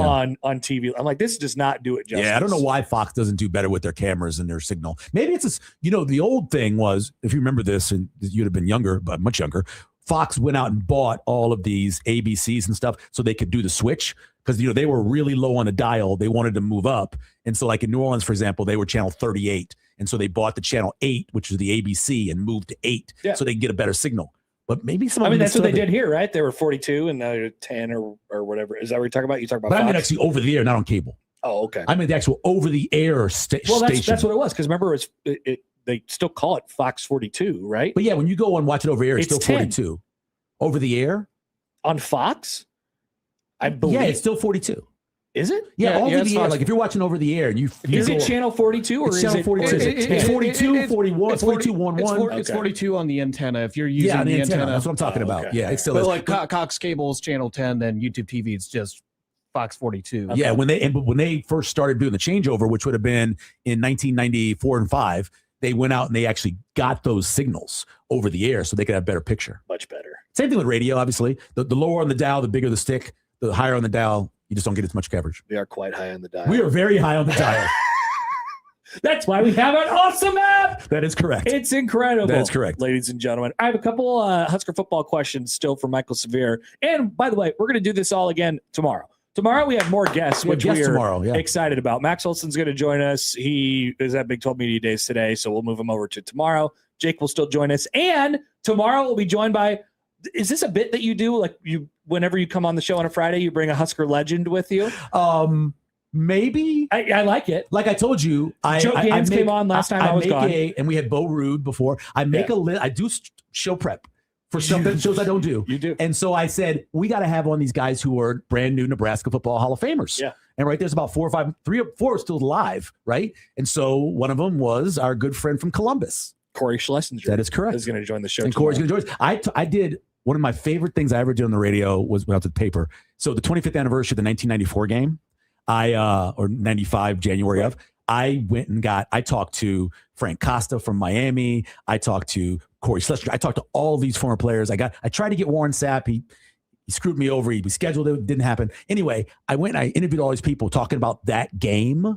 And it was so much fun. So awesome. So much fun. I got Frank Costa because actually one of my friends who's from Philly, Phil from Philly, best friends growing up with Frankie. And so he got me the number. I had Frank Costa on. It was great. There has to be like a written oral history about that game, well, right? Just like you're describing. The World Herald went out and interviewed about 50 people, coaches, fans, players, and they never made it. Really? They never made it. They interviewed. They were trying to hurry up because a lot of the Oklahoma people for a what? A movie? For a documentary, kind of. I think they were going to do a book/video thing, kind of like what was going to happen with 24th and Glory. Yeah. We never got the full video thing, but I think they were trying to do that. They also did it with 71. They went back and they interviewed all these people about 71 as well. And that also never came out? I don't know where it happened to it. We got to ask. The tape's got to be somewhere. The guy who was in charge of that was Jeff. Jeff was in charge of that. Check him out. Oh, I know Jeff. Yeah, everybody knows Jeff. I don't know Jeff. You don't know Jeff? I mean, he's just a guy named Jeff. No. You know Jeff's wife, I bet. Jeff's wife was the spokesperson for the Humane Society forever. And she was always on TV and she was everywhere. Oh. She also worked at Channel 3 when she was a much younger reporter. What was her name? I just lost it. I forgot. What was her last name? I can't remember any of her name right now. And I interviewed her so many times on the midday show. I'm pretty sure she used to be she was a reporter on Channel 3 a long time ago. She used to be our neighbor. Oh, really? Yeah. Jeff Bundy is Bundy's name. Jeff was a longtime photographer. It's not Bundy. No, it's not. She didn't take his name because she was already a local personality. And it's right there to tip my tongue. And I see her, and whenever I see her, I remember her name. But right now it's lost. Sorry, I'm 57. Okay. Here's my questions. Okay. To you. Number one. What do you think? As the texters and the commenters to the show have mentioned this morning, Michael's, I don't know if you're like overly positive about Nebraska football right now, but whatever. But there tends to be a negative twinge about what's going on Nebraska football wise right now. Yeah. What do you think, if you were to pinpoint one or two things, bothers people the most about Matt Rule? Why is he? Because we had a segment a couple weeks ago where we said, why is he polarizing, and why is he so polarizing? Mm-hmm. What do you think it is that bothers people about Matt Rule and that they aren't willing to entertain the idea that this could work? I had a DM conversation with your partner before Matt was hired, and I talked to Matt, and what I had said to Mitch was, whomever they hire, Nebraska fans will convince themselves it's the right hire. I think that's what usually happens. That's what I said. And so I said, whoever they hire, they're going to convince it. The problem is the Game of Thrones thing. They had this guy who was promised to be this. He was going to be a guy who cleaned up all the stuff that was happening, like turnovers, penalties, the problems they had in the fourth quarter, overtime games, all those things. And in the end, at least the first 3 years, he was the exact opposite. The first year, they lost games because of decisions that were made in the red zone. They lost because they called timeouts at bad times. Mr. Timeout yourself, you know how it works. Yeah. So all the things that they were promised that Matt Rule was, or who they thought he was, including the third-year bump, didn't happen. Yep. So people get mad when they don't. You promise something. What did I always say? You got to over-promise and under-promise, over-deliver. Over-deliver, right? yeah. So instead of that, they over-promised, and it's not Matt's fault, but they over-promised, and it's been under-delivered. Under-delivered. So I think more than anything else, that's the number one thing. The second, it's definitely, the wins and, for sure. The second, and it's not even the wins and losses. I remember talking to Tom Chattel about this years ago. And Tom has these two sayings. One is, I don't care who wins. I just want a good story. And the other, does say that. And the other thing is, he always says, they just want the product to look good. Yeah, it's got to look away. You're a football fan. Yep. You know what it's supposed to look like. If it doesn't look like that, I'm angry. Mm-hmm. And that's where they are right now. It's not, whether it was the fumble in 23 against Minnesota, or whatever happened in the game against UCLA that we talked about earlier, whatever happens, it's not about the football. It's about something else. It's so true because I could think of examples. I mean, there's two of them off the top of my head.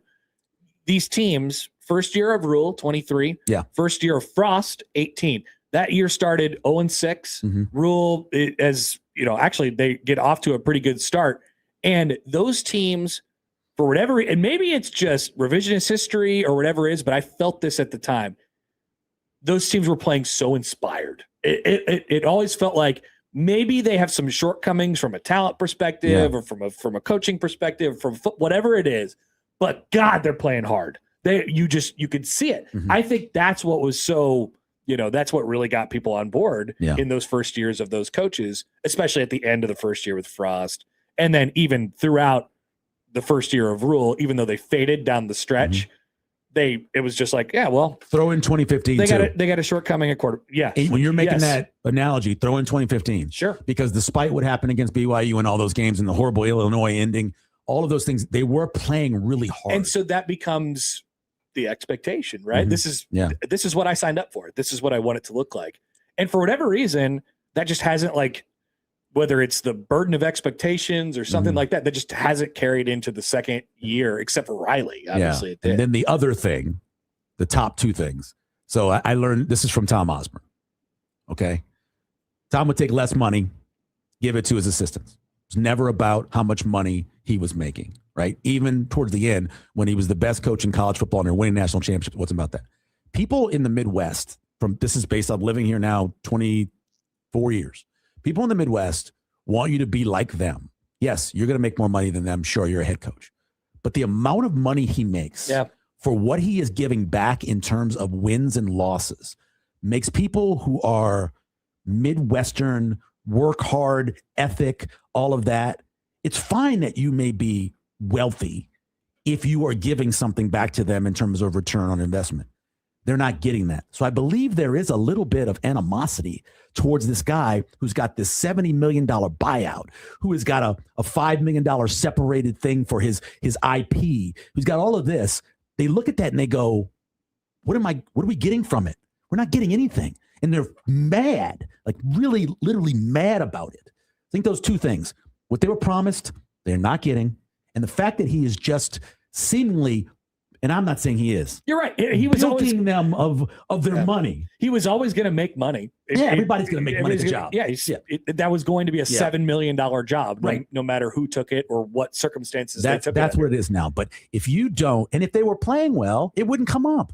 The conversation would never get mentioned. Obviously, you wouldn't talk about a buyout unless you were talking about him leaving to go to a better job or going to the NFL or something like that. But because of the fact that they aren't, it comes up constantly. I just sort of thought about this based on that. We're in the NIL era and we talk about player, negotiations. Players have agents. You just said it. People around here haven't necessarily ever jived with that idea. Like, you get an agent involved, we're talking about money negotiations. It's just like, forget about it. My wife's from here, she's from South Omaha, and her uncle, who is a guy who's made his share of money. A guy owned a whole bunch of grain elevators and co-ops and all this stuff. So he did well. He did fine. He's almost completely done with college football because of the money aspect. And I tried to have the conversation. Like, does that happen just because it's natural to feel that way? They just don't like the idea. It's not what amateur sports was to them. I've always been the person thinking they needed to get paid. I always felt that way. But there are a lot of people, there's generations of people here in the state that look at it and go, that's not football. That's not the college football I know. Yeah. You're playing for a scholarship and you're playing for a state and you're playing for your name on your jersey. And maybe it's not so much of the getting paid. It's more of the asking for more, or the like. So Rule, and I've noticed this in recruiting. I think this has most certainly been the case with Rule and his staff. I mentioned it several weeks ago, but it does feel like they will do and say a lot of things to get the desired result of what they want from a recruit. Get the commit, right? Yeah. Get the yes. Mm-hmm. Not every coaching staff will do that. Not every coaching, some people like it when the coaching staffs say, yeah, man, like, if you want to be here, great. We want you to be here. But if you don't want to be here, then I'm not going to argue with you. Like, go. Like his But Matt staff. Rule is that way. That's the way he is in terms of it. He'll say, I know what you're valued at. We're not going to do that. If you want to go someplace else, go someplace else. But man, they roll out the red carpet for these recruits. Well, I think that's everywhere. I think that's everywhere. I think his staff has done it to a different extent than what we've seen around here. Partly because of it's a different era. Yeah, It's just a But I think different if you were living someplace else, I think the Minnesota Golden Gophers roll out the red carpet and everything so for part them. of the reason is like Nebraska's just playing a game now that they might not have been playing before with previous coaching staffs. Well, or they previous used to, coaching staff weren't willing to do. They used to build. Remember, this took 2.5 years of building a relationship with a player, their family, finding who the person with the decision maker was, going to their house, going to their games, and all of that. That has gone from being what it used to be. Now the portal era, you know a guy for 2 weeks, maybe. And then the other players, I know we got to give you a little bit of money, but we got to find ones that fit into the budget, and we got to find out who fits into this. And it's just completely different recruiting. Schaefer talks about it all the time. Schaefer made an interesting point yesterday about it was actually where we're talking about Bo. He's like, I think Bo would have done pretty well in the portal era because they were all adults. Talk football. Yeah, it's just like that. I want to play here because of this and Although this and the this. And money they're all part football probably reasons. would have been. It's a factor, but weird, not maybe as out front of a factor as it is with like 4 or 5 star recruits. And I always say this about Bo. If you ever got a chance to go to any of the Big Ten Media Days, and the Big Ten Media Days did this one thing that was really cool. This is when you had a smaller conference. Obviously, you could do this, and you had 7 and 7. You broke it up that way, or 6 and 6, just or however you want to sit do at the table. Sit at the table 90 minutes. You got the coach for 90 minutes. You could sit there on his hip and ask him whatever you wanted, and he would just lean back. And he was a normal person, and he would tell you whatever you wanted. And there to know wasn't about. like any they do a version of that now. We're at the side podium, but it's set up with not the cameras. Same. Yeah, not the same. It's just different. Yeah, not the same. It's just that 90 minutes on that day with whoever coach you sat by. I remember talking to Kurt Ferentz once, talked to him for about half an hour, and we're talking about special teams. And it was just the most fascinating discussion. Oh, hell, Brady Hoke, the year he knew he was going to get fired. He knew it. He's at the Big Ten Media Days. Up at the podium, he was horrible. Side section, he was horrible. At the table, he actually was pretty good. The table. He was great at the table. Yeah. Bring back the tables. And then you get the guys on 101 too. And that is happening less and less. Oh, yeah. The radio 101s used to be. We had a radio. This is not a great guy, but Dave Bliss. Not Dave Bliss, excuse me. The Baylor head coach. Aranda. No, from back when we were going. In Big 12. Not Bliss. Damn it. Why are we all forgetting My brain names is today? just going crazy. But the guy got in trouble. We interviewed him for a half an hour, and all Kevin and I and me talked about with him was power run game and what it's done to defenses having to alter. Art Briles? Yes, alter what they had to do in terms of personnel. It was the most fun football discussion. Then, at the end, they would come by and go, anybody didn't get coach? I know. Anybody didn't get coach? Yeah. And we had a segment, and we're like, can we have him again? And we talked to him twice. That's awesome. It was incredible. That's so much fun. That was back the days. I think, and coaches got to be willing to do it too. And there's certain environments. And there were certain coaches that that were just great at it. Yeah.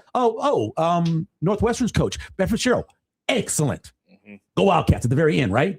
But he would sit there and he would talk to you about whatever you wanted to talk about. I remember the first year of Fleck.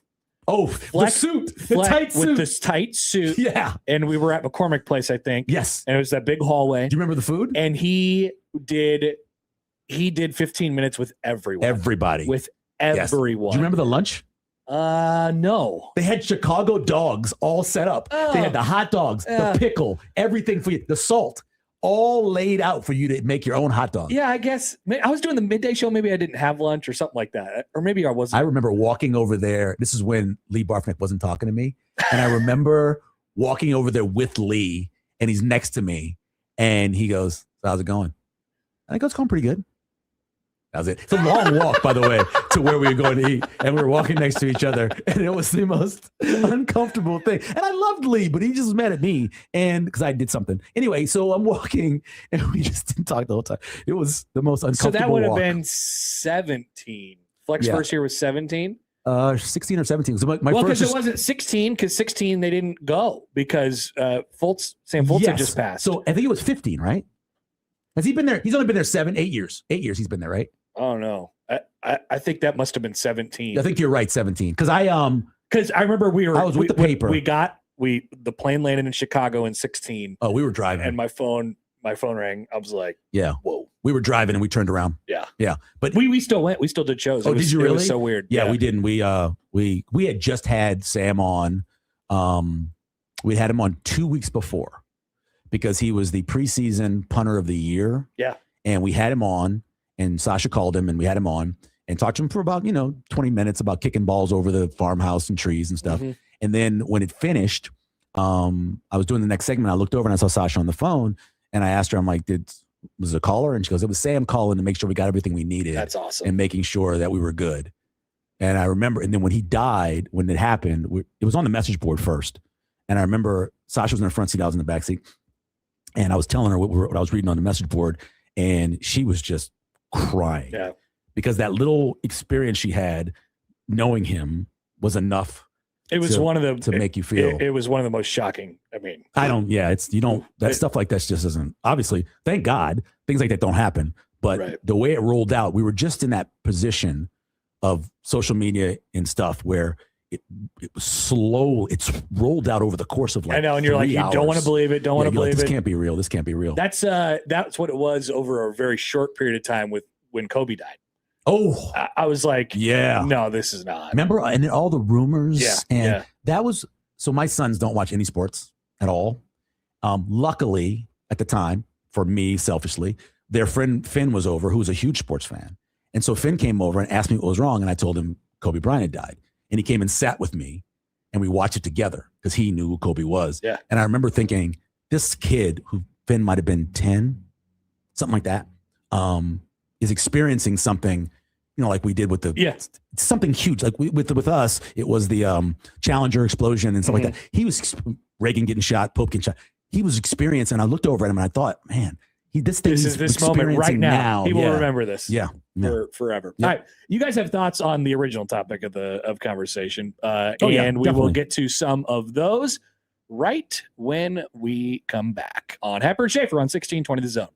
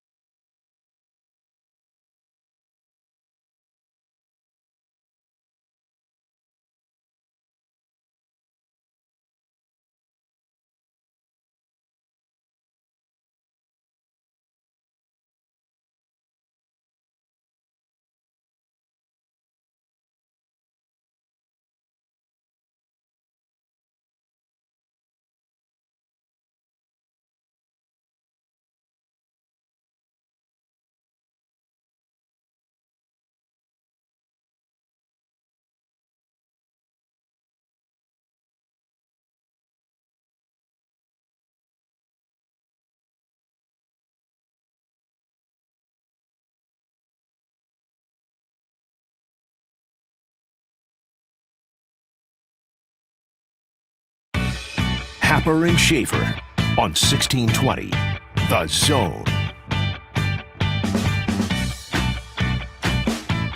All right, Happer and Schaefer rolls on here on 1620 The Zone, 1620thezone.com, the Zone Radio Network.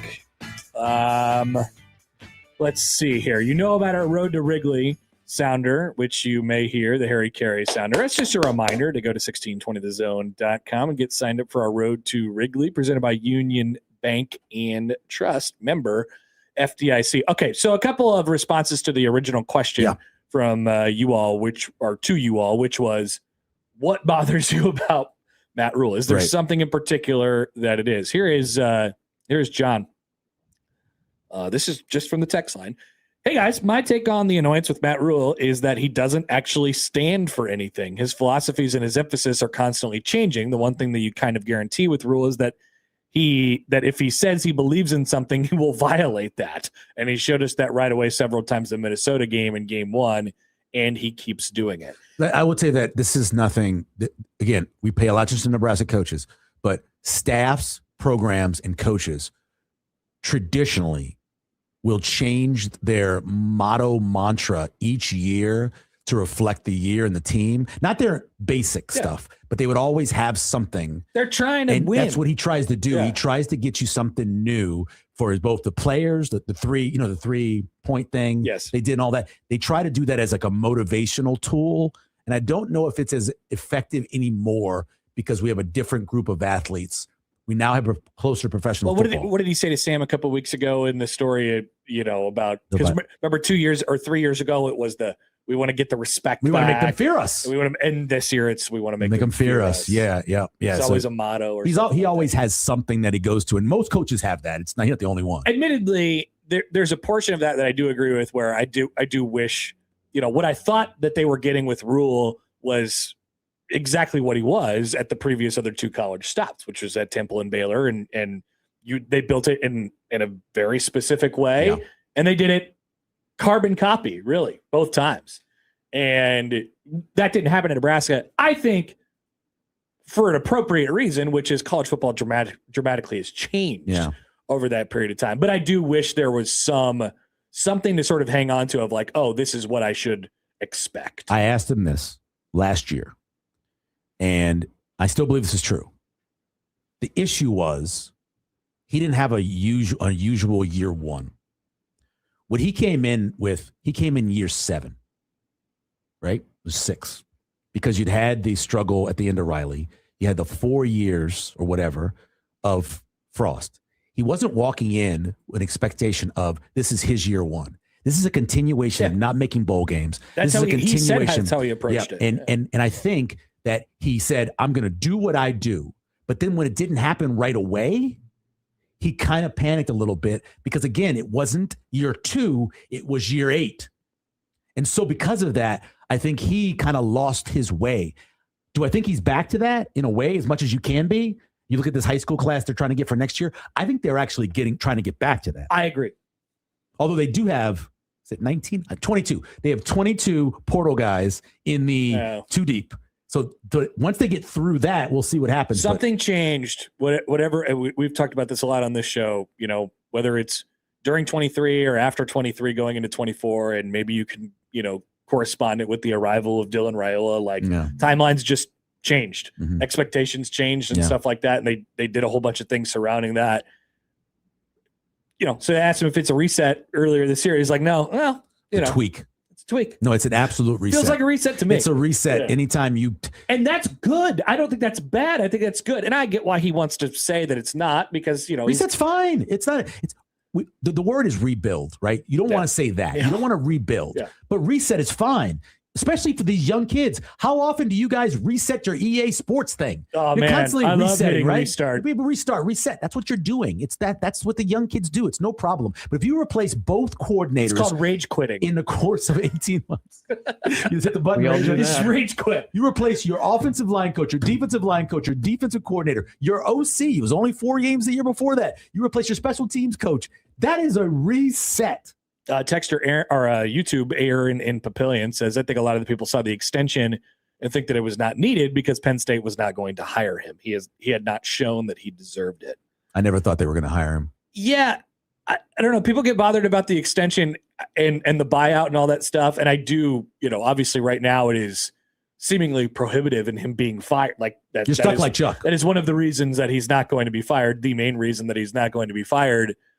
At the same time, I don't necessarily mind Nebraska as an entity not having the flexibility to fire their coach, because it's something that they've been quick on the trigger on, as has been mentioned before. Yeah. The only one that was really come at inappropriate times. It was just Riley was the only one that was really quick on the trigger, right? Yeah. I mean, even Callahan, as much as I think there are people that wanted him to stay based off of the 2007 class. Every single one of the coaches who got fired, it was over. It could have. He was wearing beige to the press conferences. But I don't mind that the contract. Basically, what I'm saying is the contract doesn't bother me. Right. The extension doesn't bother me. It doesn't bother you that if for some reason. I certainly don't think it's his fault that he got the extension. Right. Well, I think he definitely pushed it in that press conference when he was talking about Penn State and all that stuff. Well, just talking about Penn State in general and the admiration he had for it and all that stuff, it did make it sound like, yes, I would go. Right. That's what it sounded like. And I think that definitely didn't say no. So that makes you say, well, they had to give him the money because he made it seem like he was going to go. Sure. I mean, he loves his alma mater. Yeah. All of us love our alma mater. It's fine. Here's Tyler. The weird gimmicks he always does. Like when he puts on a backwards hat. Ooh, I have a gimmick list. Just Coach Matt. Where's my gimmick list? Specifically rule gimmicks or just gimmicks? No, I have his gimmicks list. This is based off an argument that I had. Drafts, Michael. we had an argument. It was kind of a knockdown drag out with me and Bishop on a pregame show about the word gimmick. Like I'm like, gimmicks are always bad. Versus gimmick? Well, no, gimmicks are bad. I don't think gimmick is never a positive thing. Okay. And he's like, a gimmick's fine. It's could be any one of them. But I had a gimmick list. Where's my gimmick list? I would love to hear the gimmick list. I really would. How do you spell gimmick again? Gimmack? Ick. That's why I couldn't find it. Yeah, gimmick. But if you spell it wrong both times, then you would be able to find it. I would have spelled it right because I would have did it spell correct. Got it. Right. So that's what I would have had it that way. So it was in my severe reaction to severe reaction, bad Nebraska seasons. And then I had the gimmicks in there. My gimmick list. Go ahead, do what you do. I'll get it. I mean, I think we're looking forward to what's on Michael Severe's gimmick list. Oh, look, we got sirens going off. You'll see it going down Dodge right now. Watch out for the ambulance. And there it is. There it is. All right. Well, we could get to Michael's gimmick. Yeah, list. let me find it. We'll give him some time on that one, but the severe reaction had a lot of stuff in here. So many things in the severe reaction folder, which is severe reaction still? I believe so. Okay. All right. I believe so. Stacy said, and I think we're also going to do a pregame show for both the home and road games. I heard about this. This is great news. Yeah, the one I know. There's like one. I'm going to go to the Friday night game, maybe the Illinois game. One of the Illinois. I might go to that game, and so if I do that, then we'll see how it works. But yeah, okay. At least it's a Friday night. By the way, we didn't even really get to this. Maybe we could have saved it till tomorrow. But Ari Wasserman did his Big Ten quarterback rankings. Yes, he only did the top 10. Guess who didn't make the top 10? AC Tony. He didn't make it. He did not make the top 10. That would be, and I bet you he probably was one of the last ones out. I want to ask you quickly, what do you think about Dante Moore?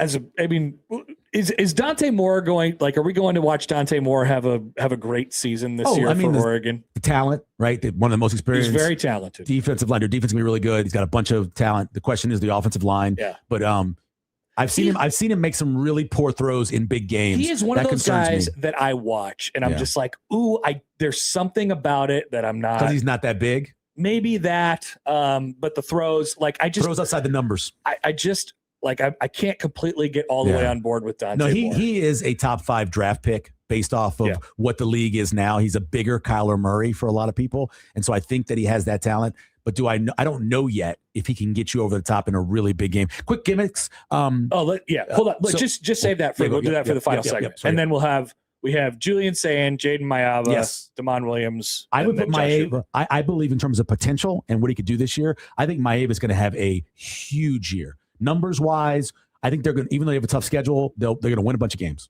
I watched Jaden Mayava make some absolutely terrible throws and terrible decisions with my own eyes, and I can't get it out of my head. So at UNLV, they're terrible. I didn't believe that he was going to be a great quarterback. The first half, when he got put in the game against Nebraska for USC, remember, because he didn't start the season. Yeah. Miller Moss started the season. I I thought, oh, this guy. Last year when I watched him, He was much better. different quarterback, He was much better. decision maker. Now he's got to overcome his coach getting too deep into the playbook and doing stupid stuff. That does tend to happen. Lincoln Riley, get out of the damn playbook. Let your guy win games. He loves the playbook. Let the guy win your games. All right, Michael's rule gimmicks to finish out the show when we come back on 1620 The Zone.